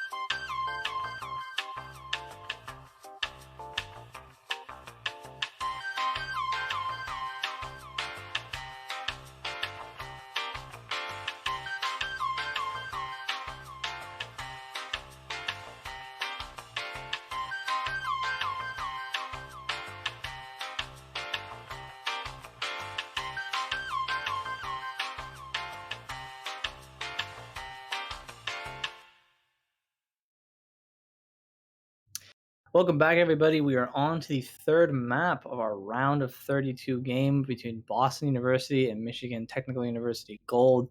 We're going on a bank now as we see Boston taking a commanding win on Clubhouse 7-3. Totally different than what I expected, as Villa was an 8-6 win by Michigan Technological University. We're going to see bank played as I believe Michigan are going to be attacking first, so the same as all the other maps. Yep. And Boston's going to be defending. So we'll see what's going to happen here on a map that I would say is pretty different than Villa and Club. Yeah, and just to fill the viewers in a little bit on the inner workings of the side choice for this decider map, the way we decided here is whatever team comes into the match with the highest round differential from the regular season has got to choose which side they started on for the decider, and that happened to be Boston. So we will see them choosing again to start with that defensive side. Yeah, we'll go ahead and see the bans here. I can't imagine they'd be any different. Of course, Thatcher being banned out because Michigan and Boston are starting the same sides. The ban order is going the same way, so I imagine Michigan's going to ban Monty again. Monty on bank, and same with Club. I didn't mention before, are both pretty decent bans because the Monty just walking into dirt's pretty strong. Monty walking into server from again dirt is also pretty strong. Yeah, to be able to push anyone back behind the server stack if they're there. And again, it's going to be a Monty ban. I imagine Michigan's going to ban Kayed again because just like Club, those hatches are incredibly strong on the bottom floor. And you do not want to have to deal with getting rid of those Kayed claws, the electric claws there, using a Mav or any other means possible. Yeah, definitely. It's not something you want to have to deal with. So yeah, I agree with you. I do believe we'll probably see a Kaid ban here, but the last ban is something that I'll be interested to see what it's going to be. Oh, there's the Mira actually coming out from Michigan. So this final ban may be either the Kaid or potentially an Echo ban. We'll see which operator Boston wants to deal with less. I feel like if you're starting on defense, you would ban the Echo. Yep. Having the Kaid super strong, especially because Thatcher's gone, so they're gonna have those hatches open for a long while. And even when you're mapping, you can get shot through. You see in pro league games, you see the defenders peeking those hatches, especially if you have someone playing blue or server. You can be under the hatch in CC and just stop the Mav entirely by pressuring him off of it. So we'll see what Michigan do because they're going to be. It's going to come down to the last 20 seconds for the bottom bomb site for sure, and then maybe even then, the second floor bomb site. Yeah, definitely. Like you were saying, mavericking opening those hatches is difficult without electro claws protecting them, and with those electro claws, you have to move around and try to avoid being shocked the whole time. So that could add a little bit extra element of danger to a Maverick's attempt to get those hatches open, but nonetheless, we will see him end up attempting that anyways. And like I said, because it's going to come down to 20 seconds, you got to clear out any roamers. Because Bang is such a big map, there's a lot of areas to hide in. Someone could be hiding in front lobby loan office or by ATMs, which I'm not. I don't watch that many games, and I don't know how often Bank is on stream. I'm not sure how consistent teams are with droning at those areas, but you really have to be consistent with droning on Bank, especially because of the two stairwells. Anyone would come up from the flank on main or blue stairs. So you got to be ready for anything. And same with the defenders in a similar sense. Last couple seconds, you have someone playing garage on this site, holding off any aggression. And, you say, last 30 seconds, they're pushing server. Person in garage could fall off and totally leave that garage area exposed, allowing someone to just get a double or even a triple kill on one red hall. So that's also something to note with. Taking control of the garage is super strong and cuts off a lot of the rotation. Yeah, definitely. I'm not quite sure the history of these two teams on Bank. I know it's not one that they ban very often. Neither of these teams seem to not like playing it. So I'm sure they both have a little bit of experience, and each team is going to have a little bit of VOD to have watched on this map if they chose to do so. Yeah, we see a pulse right now. Raven server has the hatch above him reinforced, and it's even Electro Claw, so there's no way he's going to be able to get forced out from there. So he's going to help Cryptic hold down the server here. I'm not sure. So we have the smoke playing on blue, so there's a lot of utility and manpower being put over to the side on blue and server. It's totally possible for Michigan to read into this and instead break the servers on the backside to allow them to drop even and totally confuse the defense from where this attack's coming from. May work out in their favor, maybe not, as Widget gets a drone there. And I'm not sure if the drone noticed all 3 ADSs there, but if he did, that's going to help them out a lot as well. I'm interested. I guess they opted not to Electroclaw the CC hatch, or they were able to get the Electroclaw out of the way somehow very quickly. But nonetheless, Habana is able to successfully open up that hatch pretty early on into the round, and now it'll open up an angle that the defenders have to watch and will be forced to not be able to rotate through CCTV as freely as they would have if that hatch was still closed. Yeah, if Michigan again realize that 3 are over there, they can just go for a backside push, drop down, get a kill onto 1, trade onto the 2nd if possible, and the 1 on the hatch can just totally cut off rotations. As CJ gets a kill through Omega, on Omega through the wall, and gets a down on a Sharp and a kill. TK getting a kill on a Cryptic as well. It's going really well for them. Telling you right there, it's stopping the rotations. 2 are now going up through blue and going to the middle floor of the map to try and take control back. Which is just running through archives. Yeah, 3 quick kills from Michigan really puts Boston on the back foot here, able to get that elevator hatch open. C4 goes out, not quite sure what he was aiming at there, ends up taking out TK's Zofia. Nonetheless, the elevator drop actually goes down, Widget able to take out J-Man, the drop with that Habana down through that hatch, and now in a 3v2 situation, Boston has managed this defense pretty well so far. Widget unfortunately gets taken down by CJ over inside of Red Vault, and now back to a 3v1 with Pulse all alone. Boomer down though, and Red ends up taking out Rav to finish the first round of Bank. Round played out, just like I said, with the rotations being cut off by getting the server hatch.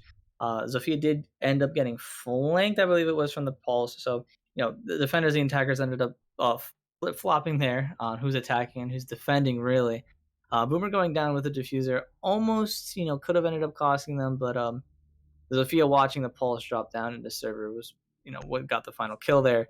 So really good awareness there from Michigan to be able to go for that type of push, that type of play there. And a good opening pick from CJ onto Omega to create some confusion, from the defenders. It was pretty clear that things weren't going their way. And also credit to Boston, a really fast rotate, instant, push out of blue onto the mid floor of square stairs there. They instantly got out of there and realized, all right, we got to retake from the other side right now. Go, go, go. And they really, really came close. Yeah, Boston handled that unfortunate situation pretty much as well as you could hope for them to have. Unfortunately, they did end up losing some of those gunfights and had to take some unfortunate engagements where they were put on the back foot and weren't able to secure any kills there. But we are going to see Boston go straight back to basement, the site that they just lost, very similarly to, actually I was going to say to what they did on Clubhouse, but they didn't. They lost cash and then immediately switched sites. So in different fashion, they're going to go right back to the site they just lost. Maybe change up the strategy a little bit, maybe Kaid some different hatches here, and hope to delay this push a little bit more than they were able to the first round. Yeah, I can imagine that they're not going to have that strong. Okay, well, they are going to go with the same presence on blue, and you can see, it's going to be maybe a quick rush from Michigan down into dirt. Okay, you got Red being droned in by 2 drones. He's just going to come in straight, and they know he's there. Red's going to have to take the right side to try and get the kill onto this is Kayed, but no, he gets down from Widget on blue stairs. So not working out too well as, just TK not having his gun up at the right time as Omega peeks out. 2 kills now in favor of Boston, and yeah, Michigan's getting out of there quick and easy. Yeah, unfortunately for Michigan, I think they had the right idea to switch up their attack strategy here, knowing Boston would be ready for it, but they did not quite anticipate such a heavy presence from Boston inside of servers here, and unfortunately met their untimely demise. Cryptic actually able to take out another one from, that's his first in the round, having switched places with Omega's Kaid on behind that server stack. Yeah, Rav on the pulse giving him the intel for that, and Crypt's nice shot on the. I believe that was J-Man there. So now 5v2 in favor of Boston. Not looking too good. At least one of them is a hard breach, but they know he's gonna go get the Volt hatch, and they're watching it. As I mean, a minute 46, you have a lot of time to think about how you're gonna come back from this, but it's gonna be really hard, especially considering all the utilities still up. I was gonna say you have the C4, but Raps did just throw. You have the C4 on Omega though, and I'm assuming have all the smoke still on Widget, so it's gonna be really hard to bring this back. Oh, I'm sorry, he had a shield. Wait, I'm stupid. I don't know what I'm doing.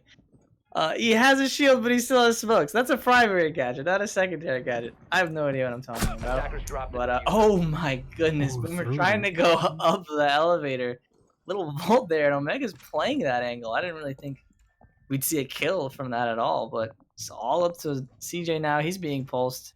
They know where he is. Tip tap on the feet there. Gets Omega down to half HP, almost half HP. And they're all just watching the hatches. They know what's going on as Omega gets docked even. It's kind of over for CJ. I mean, if he wants, he could just stay in lobby, use this as a pseudo timeout, I guess. Yeah, I think that's probably the best decision here. CJ actually able to get one for himself, pad the stats a little bit. He's going to make his way down and try to make something of this round. Maybe go for a little bit of an ace clutch as the top fragger for his team. But it does seem Boston is aware of his positioning and is prepared to meet this attack with full force. And Cryptic somehow got upstairs. I believe he came up through blue all the way to square. And if Cryptic gets the kill here, obviously the round's over. But he dropped down. 13 seconds left. CJ is just going to try and look for some kills. Like I said, pad his stats. And he's going to actually drop. There's no way he's making out of this alive. How is he alive for this long, actually? And has he been able to get a kill? There is so many bullets flying his way. Pad the stats, like he said. Not around that Michigan. We're going to win out all after those first couple kills.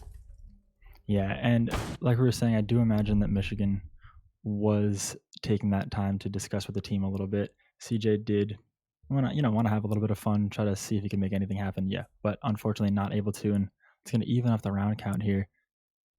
And CJ doing his best with 5 kills already, but not quite enough to lead his team to a 2-0 victory. Yeah, 1-1 now. We're going to see Boston go up to first floor, actually. They're not going to go second floor, which is CEO and couches. I'm not sure what the actual term for it is. They're going to go first floor Teller's Archives, which is pretty interesting. I don't know anyone that would go that side as their second site, but I believe Boston did the same thing when they went, on Villa. They went to Games Aviator and they instantly went to Kitchen Dining, which again we noted was a little unusual. It's not the worst bomb site. I don't think there's.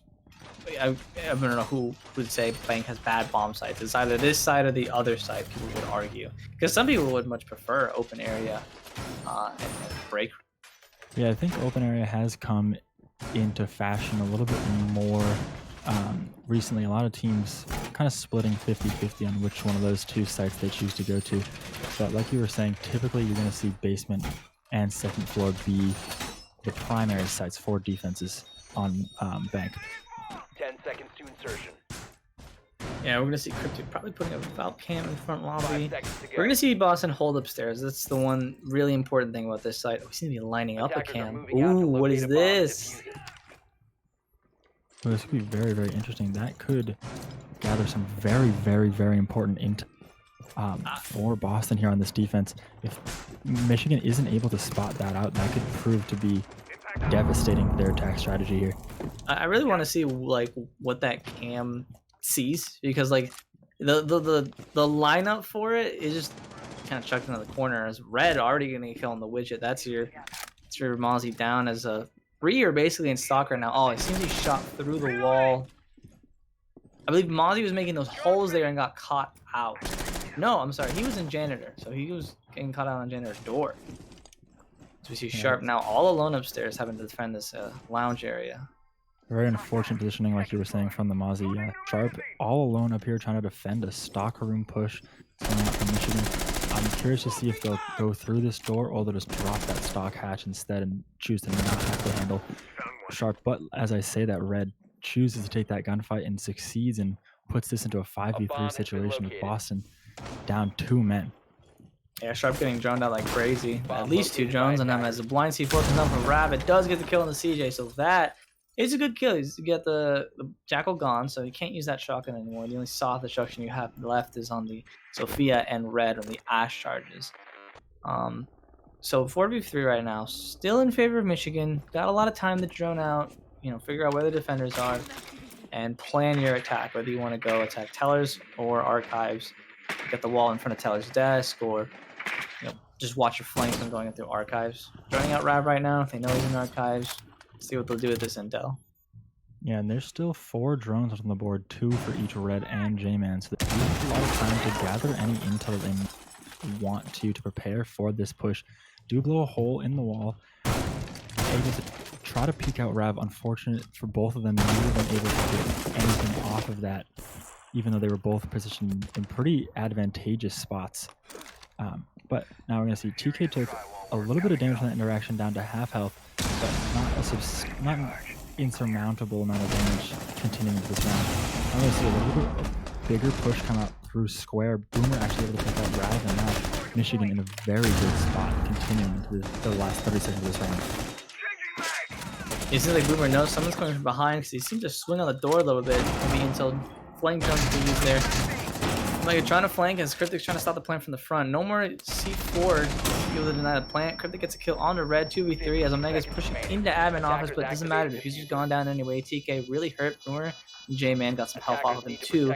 So Cryptic and Omega could take this back and swing HP. Omega getting shot as Cryptic gets the kill on the Boomer 2v2 right now, as one's going to try and run upstairs. TK stopping that. Can't get the pistol kill onto Cryptic. 1v1 right now. Where is J-Man? He's upstairs top square. Cryptic's going to be staking this, but it doesn't matter. J-Man gets the headshot from the top square, getting Michigan a second round on the board.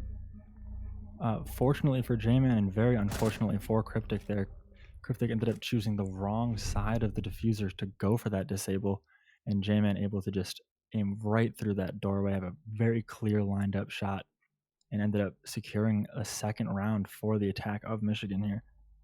Yeah, really close round there at the end, actually. Like you said, just picking the wrong side to defuse, but it came down to a 1v1, and if Cryptic had gone off the bomb and decided to peek it, whether he knew the J-Man was going to come to the top or not, he could have won the gunfight and secured the round. Good flank there from Omega to cause confusion. The one in open area that caused the Cryptic to swing out and get a couple kills. So good hold, or good, really good try to retake there. But 2-1 now, and they're gonna forgo that side and decide to go second floor this time. Yeah, and CJ actually opting to 6th pick off the Nomad onto a Nook, which is another operator that we haven't seen so far in this series. Very fortunate. We're getting a lot of unique operator picks. It's fun to watch these players play on some of these operators that we don't get to see very often, and see what they're able to do when given some interesting tools that maybe the defense isn't prepared to deal with. Imagine CJ is going to try to come up lobby up those main stairs, because you normally have a cam of Alcam watching that. When we saw Cryptic had 2 cams there, it didn't quite matter considering Michigan came from the east side of the map towards square. So CJ could, come up those stairs completely undetected because of the ability that Nook has. Yeah, definitely. I agree with you. I definitely think that is where we're going to see CJ come push from. That was interesting that he broke down the barrier just to put it right back up, but sometimes you he did that decision. To break the glass so that you can actually hear someone on the rappel. Interesting. Yeah, so you break the glass and break the window there. Maybe even put a bullet hole. I don't think a bullet hole is necessary. I think the glass is just enough so you can hear people on the rappel shuffle around and go up and down and stuff. Yeah, typically you'll see players accomplish that same thing just by shooting through the barricade, but I guess he wanted to make it as incognito as possible that he had broken out that glass so he could hear a little bit better. Yeah, we're going to see, but you got himself a drone, so he's going to use that, drive it around to position for more intel as, CJ got the drone, so it doesn't quite matter anymore. Sharp taking some damage in elevator hall, first floor. No, actually, no. Someone was elevator hall, first floor. That was Cryptic. Sharp got shot. I believe that was from the windows in CEO offices. Red gets a kill onto Cryptic, so there goes your Valk from beneath. No C4 denied from there. So Red's going to go ahead and breach the floor and enter the walls. I guess we were incorrect in our prediction. CJ opting pushing through stock here. Rav and Sharp both on just about half HP with a minute and 45 seconds left in the round. Michigan is definitely in the advantage, but it's still very, very doable for Boston if they pick and choose their gunfight very wisely here. I think they're going to need to hunker down and wait for the attack to approach them. We're going to see a nice pick come out from Rav inside of Janitor. CJ actually able to pick that, trade that right back, and put this back into a 4v3 situation. CJ goes down, and Sharp able to take out Red, now putting Boomer in a 1v1 or 1v3 scenario, and ended up not being able to clutch anything out, and Boston able to take a round and tie it back up 2-2. A crazy amount of fries coming out in the end there, but I believe what happened was, I think the Zoph was coming up the square stairs on the side, so the main stairs on the side there, and with Widget standing up on the table, was able to go down CJ on the Nook, but able to get TK as well from the height advantage he had. So pretty interesting.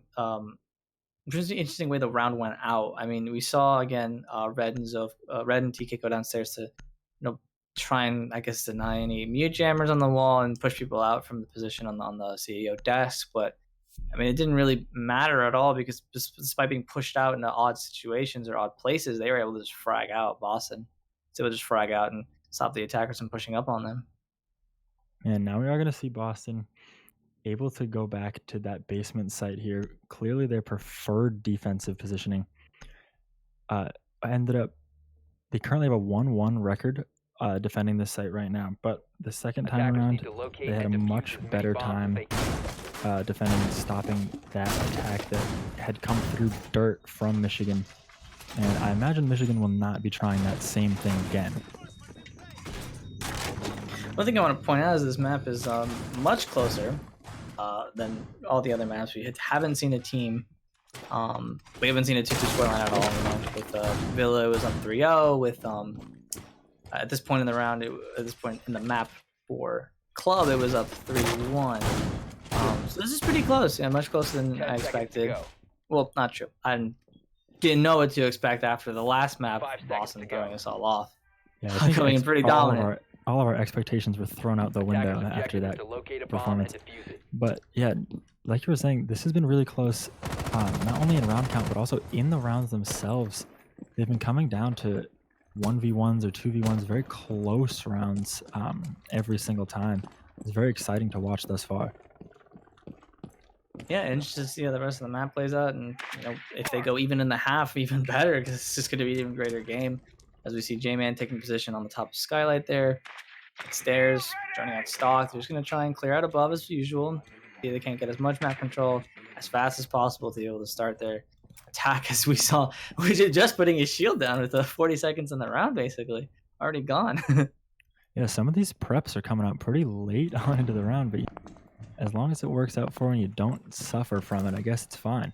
I'm going to see Omega trying to place that Kaid charge in a very advantageous position. Try to be very precise about it. We're going to see that one of the ADSs on top of Blue get burned out right away. Yeah, Widget not shying away from his position, though. Just steadfast with that shotgun being pinged out. Doesn't matter. I mean, he's just going to take all his time there. More flashbangs coming out to try and burn those ADSs. I believe one of the ADSs is not quite halfway down the stairs, but pretty far down the stairwell, so that even if you throw all your flashes expecting to burn all three, the one that's halfway there will stop a deep frag grenade. Doesn't matter though, as Widget does fall off. He's the second smoke canister. Red on 75 HP. I believe that was because of the smoke canister. Same with J-Man, but that's not because of the smoke canister. He was even peeking something else. Yeah, we did see Widget use that first smoke canister in order to facilitate a retreat. Rav able to throw a nice C4 up through Square Hatch. Able to get one for himself. Widget gets another. Encrypted gets one in the middle of that. While all that's happening, CJ picks up one back for his team. Now a 4v2 situation. TK and CJ, the two initial men, back against the wall with one drone or two drones left. Not a lot of intel. A little bit of time. Rav taking up a position in that gold vault. Definitely has clear intel on where CJ is. And I imagine they will not let him get out of that unscathed. Yeah, no, and he sees both of them now. It's totally possible for one of the other defenders to go flank up, but I don't really think it matters. I mean, Omega could be doing that right now. I'm not quite sure where he is. Nah, he's just going to hold here. 25 seconds left, doesn't really matter as we see Sharp holding a long angle, trying to get some shots on the CJ, but CJ gets the kill on the him. Gonna have to try and go for a plant now.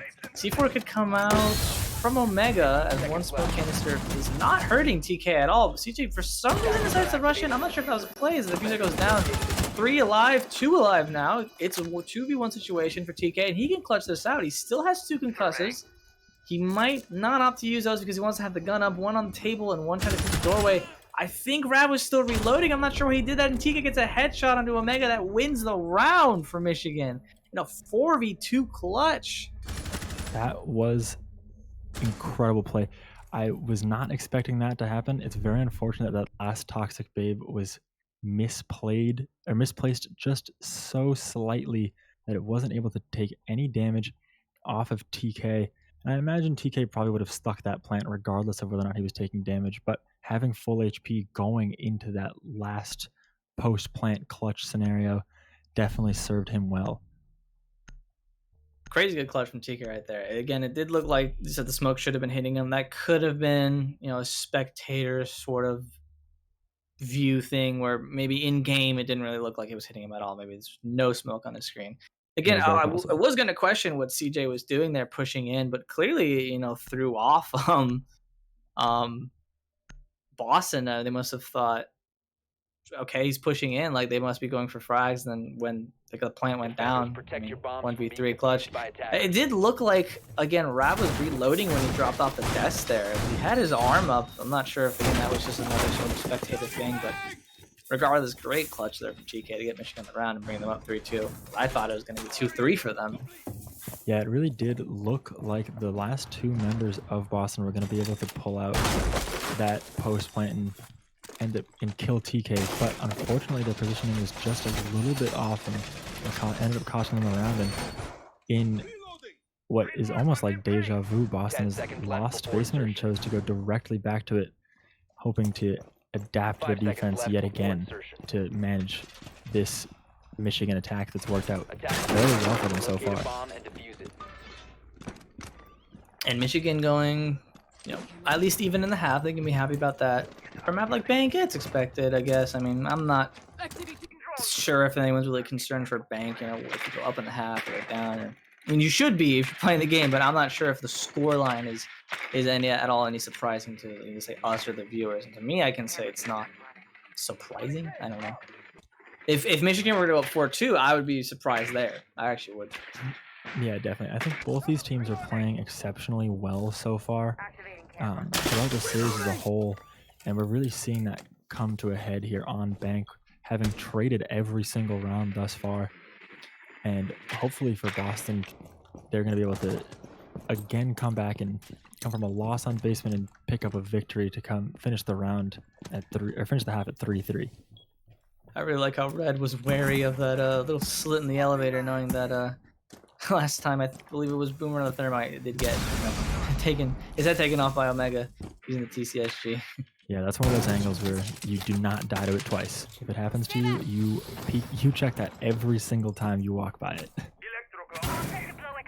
Double barb on. I was about to say red stairs because I'm looking at red.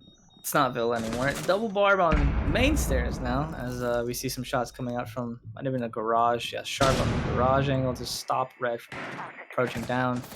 Again, minute 27. Michigan's got all the time they want to get rid of this smoke on blue stairs. Surprises me. One thing I noticed is that actually no one's going garage on the side of Michigan. I mean, I know Sharp's playing there, yeah, and it's pretty annoying to have to take these long angles against a dog who could totally heal himself up, but it's not a bad idea to go for it, I would say, especially if there's so much position and manpower up here on blue, as J-Man gets the kill on the Cryptic, who I imagine was playing in server the whole time. Yep, behind the server stacks is taken down. Yeah, unlike the last round, Widget has chosen not to retreat off of this blue stairs. I don't know if they even realize that he's still here. They are going to throw a grenade in. He'll do actually no damage at all and throws out his third Toxic Babe at the top of blue stairs. Now there won't be any left to stop a plant late in the round. 30 seconds left. They're going to have to push very quickly. Widget able to take down one. Unfortunately not able to take down the second one. He gets taken out by red. Red taking no damage from that shotgun blast at all, as we see, oh, CJ dropping another hatch. That's not going to be expected at all. He gets killed into Omega. Sharp stuck in the double doorway, peeking him, gets down, but immediately docks himself back up. CJ might have been able to hear that. I don't know if he did. CJ getting a kill on the rabbit, double for him in the round. 1v4. Diffuser going down. Sharp getting the revenge onto CJ with a headshot, but Diffuser's going down. What is he going to do as Red takes him down and gets another round on the board? 4-2 now in favor of Michigan on an attacking half on Bank. This is looking pretty good for them. Yeah, unfortunately for Boston, Michigan able to break the cycle of trading rounds back and forth, and for the first time this map able to take 2 in a row. And that gives them a little bit of momentum going into their defensive side, which I would say some people, definitely a lot of people would prefer to be defending on this map. I know a lot of people like defending better in general, and maybe Michigan will prove to us that defense is in fact better on this map rather. We'll see if Boston can pull themselves back.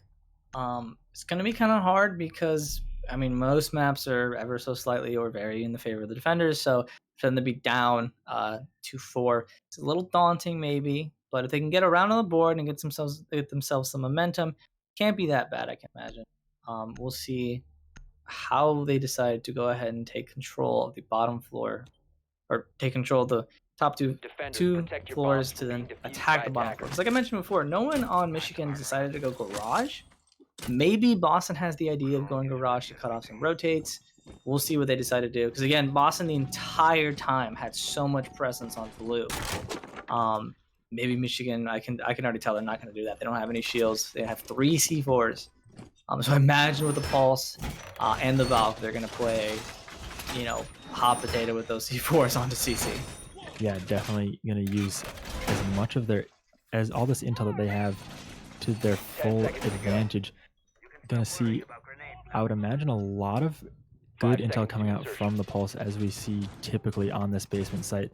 Usually going to hang out inside of Gold Vault to catch out anybody that's pushing into server and prepare his teammates for a potential gunfight.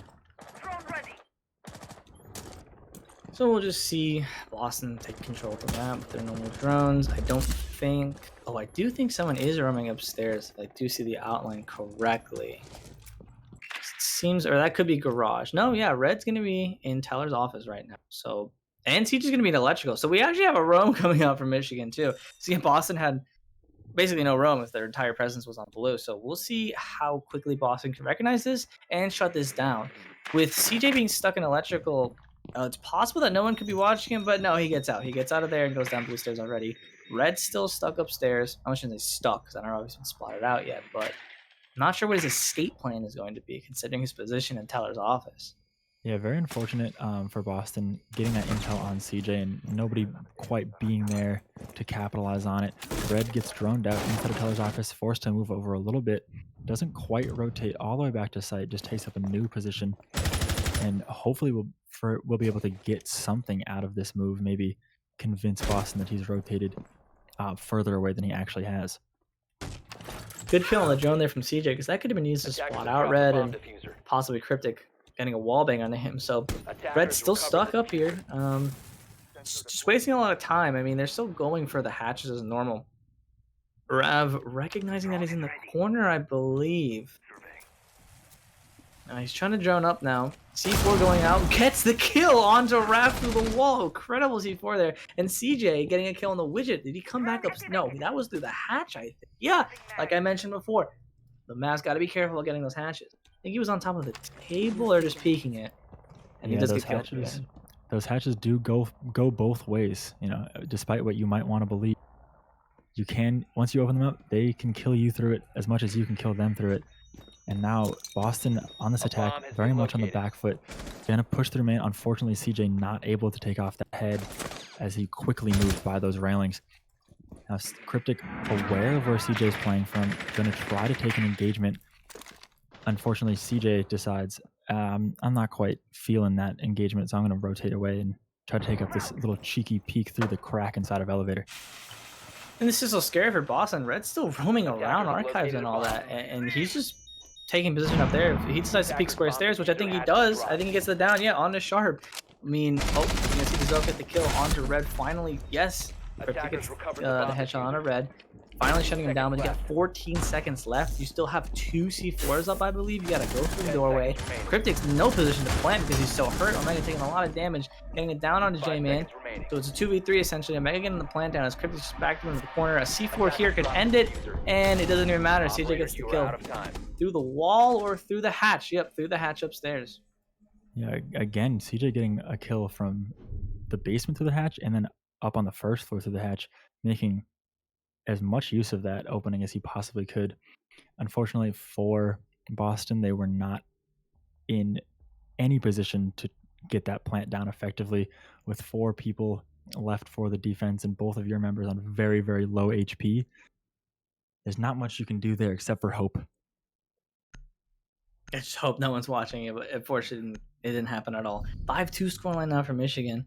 I think, am I crazy or is this their first lead? But they had a lead, of course, well before 5-2, but isn't this technically like in Bank their first lead? Because in Villa it was 3-0, then 3-3, and I do believe. Yeah, this is the first time they've won. Actually, this is the second time so far in the series that they've won 3 rounds in a row. But I do want to Attackers need say to locate you and are defuse crazy, bombs. but just not for that, just in general. all right. I'll take that. As we do see Michigan go second floor, bringing the castle, usual to be able to stop anyone Attackers have discovered the going on location to of a the bomb. rappels on the side of the building to get some angles onto the front office there.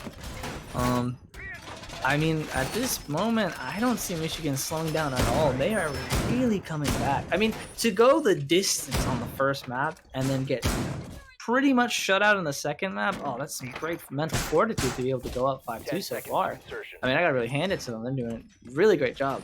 Yeah, definitely. All the momentum is on their side, and they're Insertion. not letting it go to waste. They're pushing every single advantage they have. They're not Attackers are giving heading out Boston to an defuse a inch. bomb. They're playing their roamers as effectively as possible.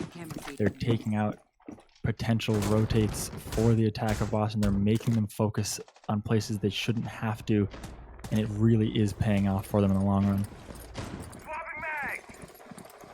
And we're going to see Cryptic go on the garage ramp, sort of repel, and Omega going on the repels in sort of small room windows there, as I think TK recognizes that. Not sure what cams. Oh, we're going to see here if there's any cams to check outside. No, he cycled to the Val cams. I don't think there are any cams outside, so TK probably doesn't know exactly where he was. Ooh. Bomb located by But he attackers. has to have an idea that someone's repelled. You normally see the dock in front office to be able to contest those if they go for it. Yeah, exactly. Definitely aware of this repel happening. Does actually end up spotting out the cord from that repel. Probably going to be looking at that trophy a little bit. TK gets the first kill in the round for Michigan. And just like that, another opening pick for Michigan on their defense. Yeah, bulletproof cam coming in handy. Like you said, spotted out the cord there. As Widget's going to drop down into the line of sight of CJ. Super hurt right now. And as CJ's trying to engage into another person, getting damage onto Rav and getting the kill. 5v3 right now in favor. And he peeks out on the Widget. 5v2, double kill from him. All to sharpen Omega. And it's just not looking good for Boston right now. Yeah, no, Boston is definitely on the back foot. CJ gets a third for himself on the round. And now we're looking... Omega... denies the flawless round for Michigan, but I believe the last round coming out from Red onto Omega to secure match point for Michigan on Bank. Match point, series point, 7-2 scoreline win would be so dominant from them on Bank. I mean, again, I can't believe Michigan are... Well, not to say I can't believe as in I doubt them, but it's surprising that Michigan are able to come back on the third map, like I mentioned before, going the distance the first map, getting crushed on the first half. It's incredible to see this. CJ going crazy. Look at that. 15, 1-6. Yeah, CJ is definitely putting... I would say he's putting the team on his back, but Red and TK are also pulling their weight, definitely. And the impact of Boomer and J-Man can't be understated. Although they don't have many kills, they are definitely affecting the pushes of Boston and making them play in a way that Michigan is dictating. Boston clearly seems to be playing Michigan's Bank, which is not where you want to be. Not at all. I mean, Boston got to go flawless for the rest of this half just to be able to force overtime. we'll see if they can do it. We're going to Defenders, see protect your bombs from Boston being go defused by first. I'm sorry, attackers. Michigan go first floor. Then go Teller's Archives. We'll see what Boston can do. You notice they have a Doke now. I believe this is the first time we've seen a Doke in the entire series. Yep. So they're probably worried about roamers, for sure, because you have to hold upstairs to stop the verticality coming up from the attackers. Yeah, we gotta get some stats, guys, on this. I wonder how many unique this series, because I've seen a lot of them.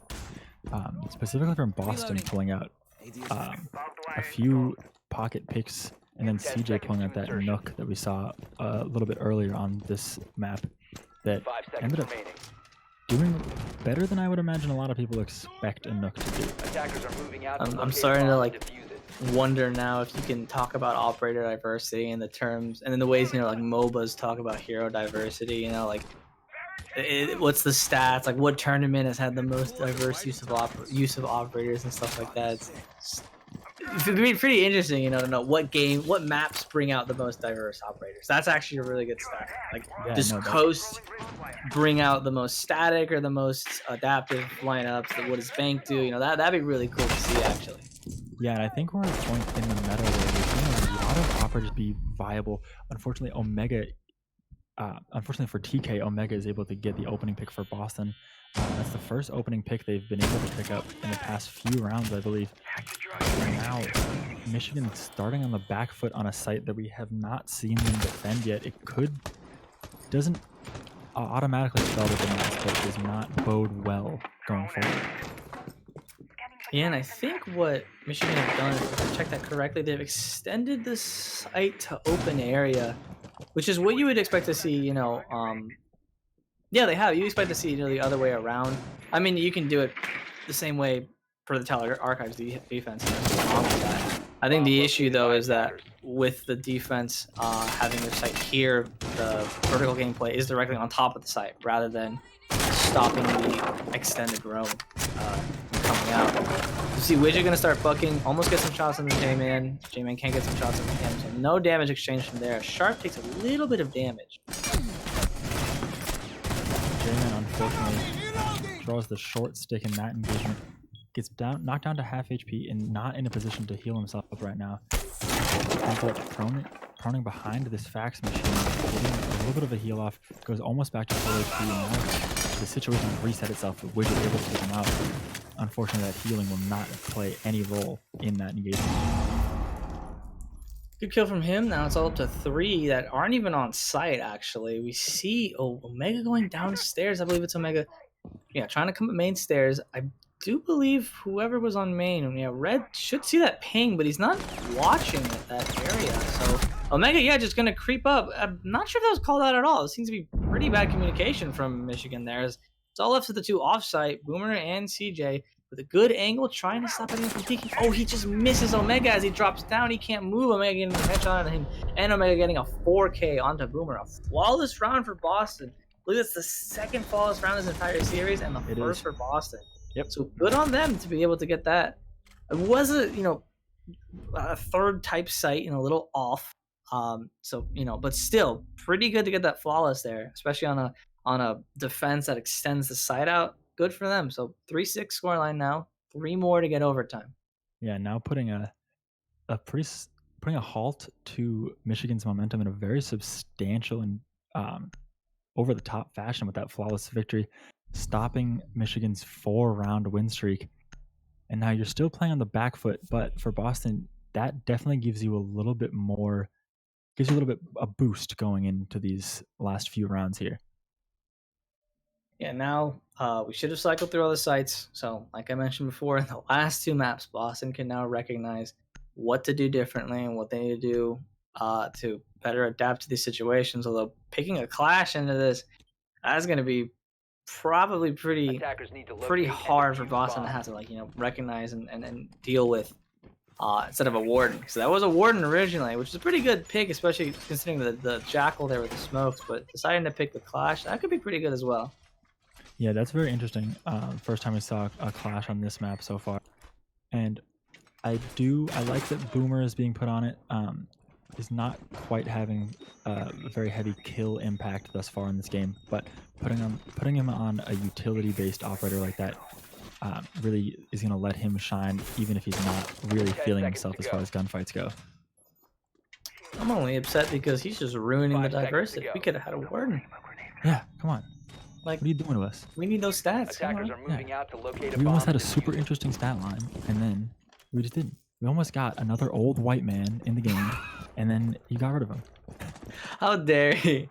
We'll see him in the blue area by server and stairs. I imagine he's just gonna play in there until he needs to get forced out, further slowing down the attack from Boston.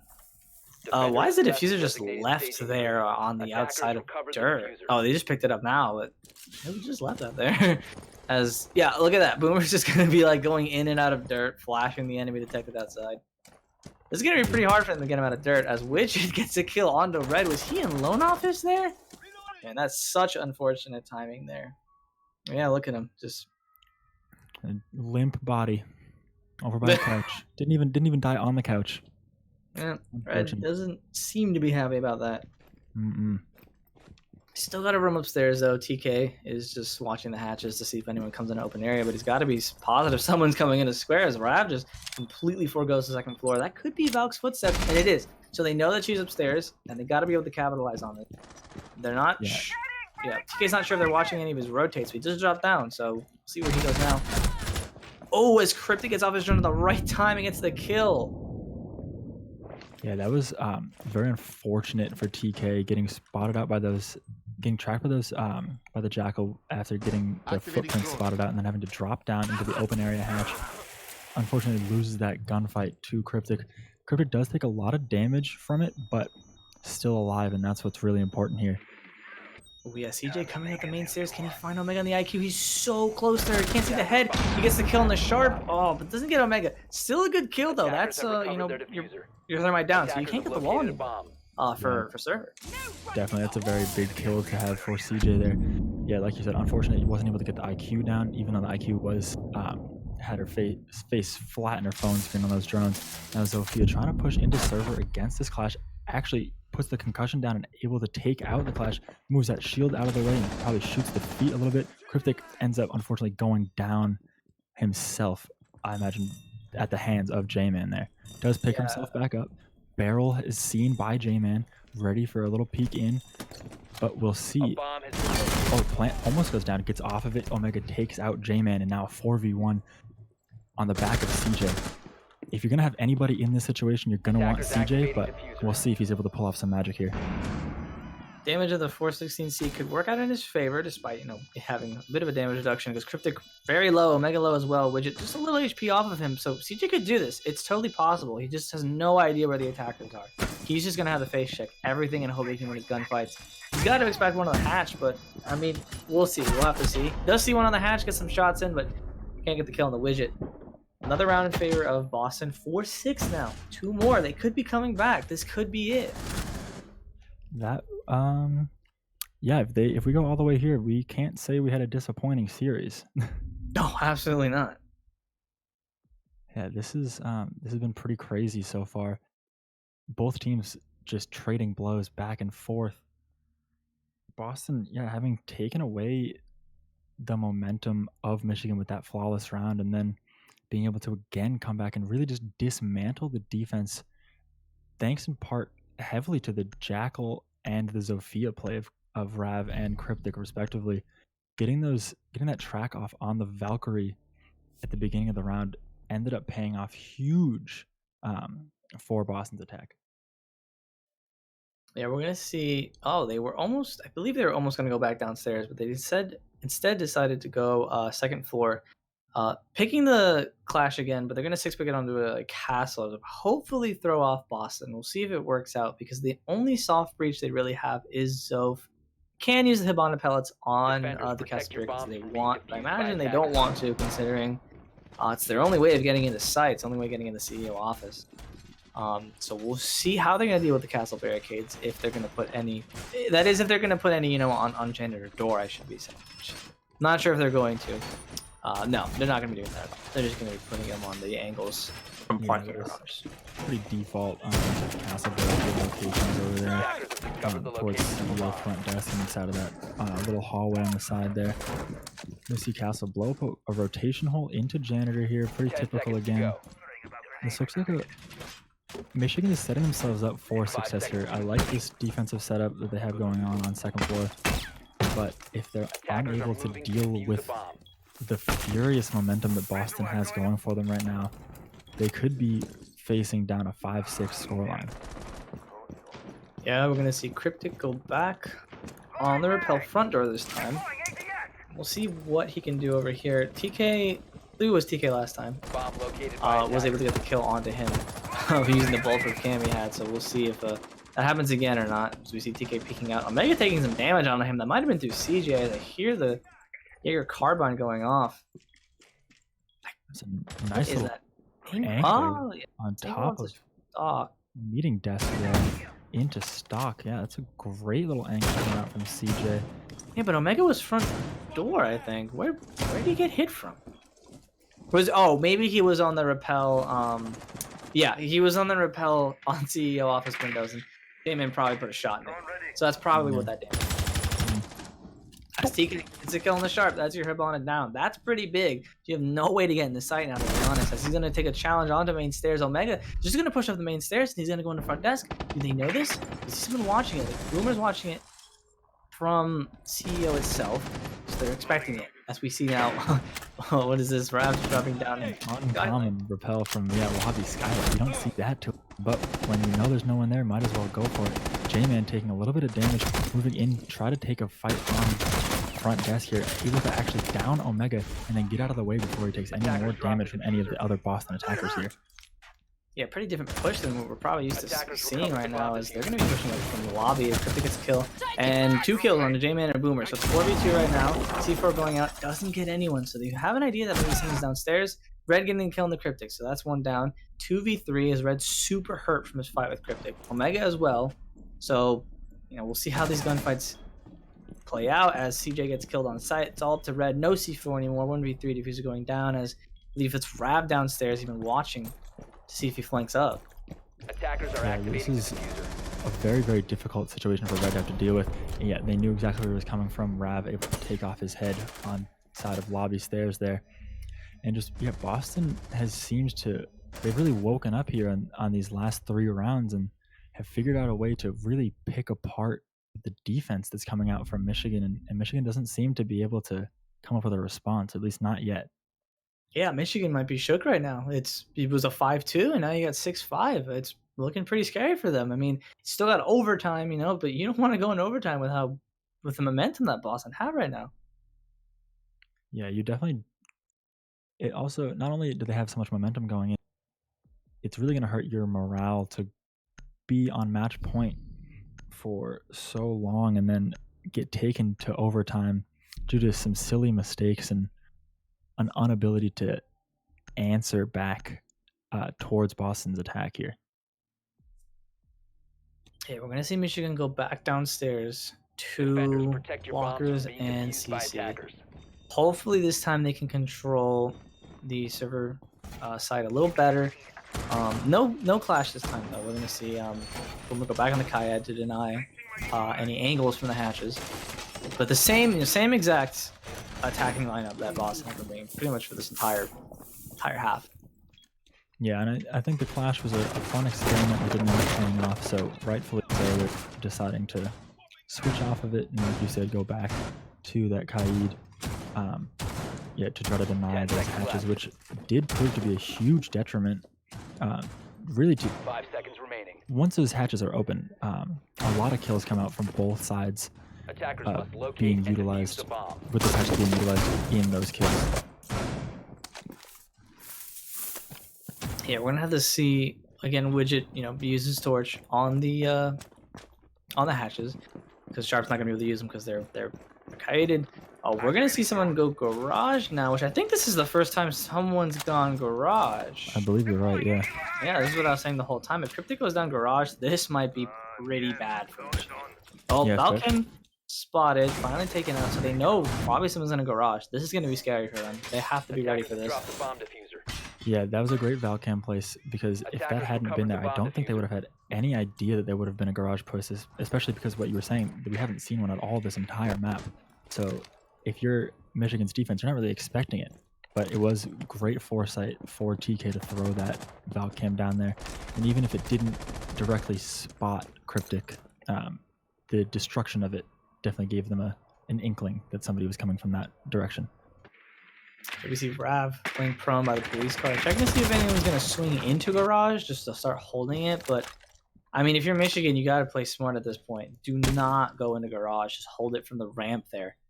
And you saw Smoke put his shield up in lockers, which Boomer's playing behind right now. TJ got some bullet holes on main stairs. Everyone's just holding. I mean, you got a minute 30 left as the attackers. You have so much time. So it's all up to Boston to make the move here and for Michigan to respond. Yeah, it really is. At the same time, I do think Michigan needs to get some of that momentum back on their side. I keep saying it, but they have stopped dictating the pace as heavily as they had been when they were winning all those rounds in a row previously. And now they're forced to play Boston's game, at least in the past few rounds, and that has definitely been put a negative impact on their ability to defend any site, really. Hatch and CC getting open right now. 50 seconds left. Omega's going to come up and down blue. Seems like he's going to go through the main stairs. I mean, no one's in server right now. I'm not sure where this push is going to come from. No one's set up to get the wall or anything. Okay, now we got 3 in server. They're going to start getting the wall. Smoke goes out. I believe that was on the server, yeah. So 2 more smoke canisters at the very least. And you still have the C4 from Boomer, and I'm assuming TK as well. Spot 2 inside of the office there in lockers. Mike might drop from the back. This could be it as Boomer gets a kill on the Cryptic with a pistol. That's 1 down. That's your shot. That's a Zoph, and that could be the start of something big here as they're still watching the back. 15 seconds remaining. And there are only 13 seconds left now. Boston has to make a move, and they have to make a move. They have to make a move right now. Omega gets 1. Plant is going down from Sharp. J-Man gets 1 with the Evil Eye, and CJ gets another one. The Fuser does end up going down, but now it's all up to Sharp in this post-plant situation against 3. And it could be very, very difficult for him to take this out. And just like that, J-Man takes it out, secures the last kill for Michigan, and Michigan have just eliminated Boston from our Open League playoffs. Interesting TK there. As you also notice the TK getting the TK and also giving the diffuser off right there. Unfortunate for Boston. They were so close to bringing that back. My heart was pounding in those last couple seconds right there. Yeah, if Omega had gotten the kill with the Jaeger, oh my goodness, that could have gone so many different ways. But good games to Michigan, good games to Boston. Such a long series. We've been here for 3 hours and almost 3 hours and a half for that whole thing. Crazy, crazy series. I cannot believe that. What a game. Yeah, that was awesome. 18-1-9. Yeah, CJ definitely can't say that he didn't carry his weight throughout this entire series. He really put the team on his back in some situations, and it proved to be the final nail in the coffin for Boston. All right, we're going to try and get ourselves an interview from someone in Michigan. I believe we are going to be getting CJ. We'll get him here in just a second. Man, such a crazy game. So close in the end there. Yeah, that was incredible, I think is the only thing I can say there. And not that it was a significant upset, but we did see the lower seed Michigan, just now eliminating Boston, the 19 seed taking out the 14 seed, which is kind of playing in conformity with what we're seeing across the bracket. A lot of the lower seeds are taking out these higher seeds, and now Michigan will go on to face the winner of the University of Alabama Huntsville and Purdue University match that we're going to see coming up pretty soon. Yeah, it just goes to show you open. You don't know what you're going to run. You don't know who you're going to run into. You know, you can't just expect anyone to not be good. You really got to just play your game and see if you can read your opponent right then there. If they have VODs, watch the VODs, of course, but you never know. And here he is. Here's CJ. CJ, Howdy. How are you? How you doing? A little bit stressed out, but Us I can too. imagine. Us too. That was a crazy, crazy game. Unfortunately, getting slammed second map and then almost getting crept back on last map. Tell me, what were your thoughts going through the whole thing? I can imagine a lot of ups and downs. it was a real big roller coaster of emotions first game we didn't do that bad, and second game we kind of got slammed, so we had to gather our thoughts and really come back the third game.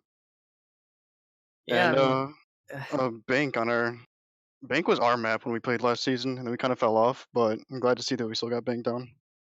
Yeah, it yeah, was an what was incredible going performance. on? Like when you guys were up 5-2 on Bank, what was going on in like the comms? Like, was anyone trying to bring you guys back into focus when you were getting crept back up on, or were you guys like silent? Like, talk me through that. Like, if you guys have anything to say about that. Most of the time, what's happening is if we lose a round or when we're up, we're kind of like giddy and making sure that we're staying on top. But we start losing rounds over and over. We start talking among each other. What's going wrong? How can we fix it? Everyone stay on site instead of roaming. That's what happened. That's what we brought it back. Bagel, you got any questions? Yeah, I mean, there were a lot of times where, again, the momentum, like we were saying, was in Boston's favor, and you were able to take it away from them. What, for you, do you rely on all of your teammates to really carry their own weight, or do you have people that you're typically relying on to get frags or for the majority of the rounds here? We do have dedicated supports and dedicated fraggers in the flex. Um, a lot of fragging comes from the fraggers, but other people can still get kills. It's everyone does their part. People will get kills. Other people will drone them in. Other people will open the walls. It's a majority of. We all have to work together for it to work out. Yeah, I did notice the drone work that you guys had throughout the whole series was really well. You gathered a lot of good intel. It was nice to see that. Yeah, I'll say it was really nice to see sort of adaptions coming out and the way you guys played. To see the whole, I would implore you guys to watch back the spot for sure, because to see both of you play your defenses, you guys had incredible roams. I mean, on Villa, you guys did so well. Red had a crazy good flank on Bandit when you guys were defending. That was a kitchen dining. That was insane. I mean, you Oh guys yeah. did so well, and I mean, dude, you fragged out like crazy. You had some amazing shots yourself. I mean, I don't know what else to say besides that series was crazy. It was such a good game. Yeah, thanks for putting on a show for us, both teams especially. Mm-hmm. Yeah. One funny comment is we faced Boston in CR6 last season, and it was our first round of playoffs. Oh, as Oh, really? well. Was Yeah, so this? it was a little bit So, of rivalry. oh, so is this? Did you guys happen to win that game or? Yeah, we won that game. Oh, so keeping the lead alive. Nice, nice, nice. Well, I don't know. Don't have any more questions. Do you have any more questions, Yeah, Bagel? I think that's it for me. So we're gonna All get right. on to sponsors real quick, and then we'll sign off for tonight. Yeah, well, Alright. we'd like to thank our sponsors, Rogue Energy, Corsair, What's New. I'd like to thank everyone for sticking with us and staying up if you're on the East Coast. It's midnight. You got school tomorrow. Don't lie, you do have classes. Those on the West Coast, you got time. But I'd like to thank everyone for coming out. Great games to both Boston and Michigan. Thanks to everyone again. And thank you, casters. Yeah, thank you. It's our pleasure. Yeah, everyone have a good night.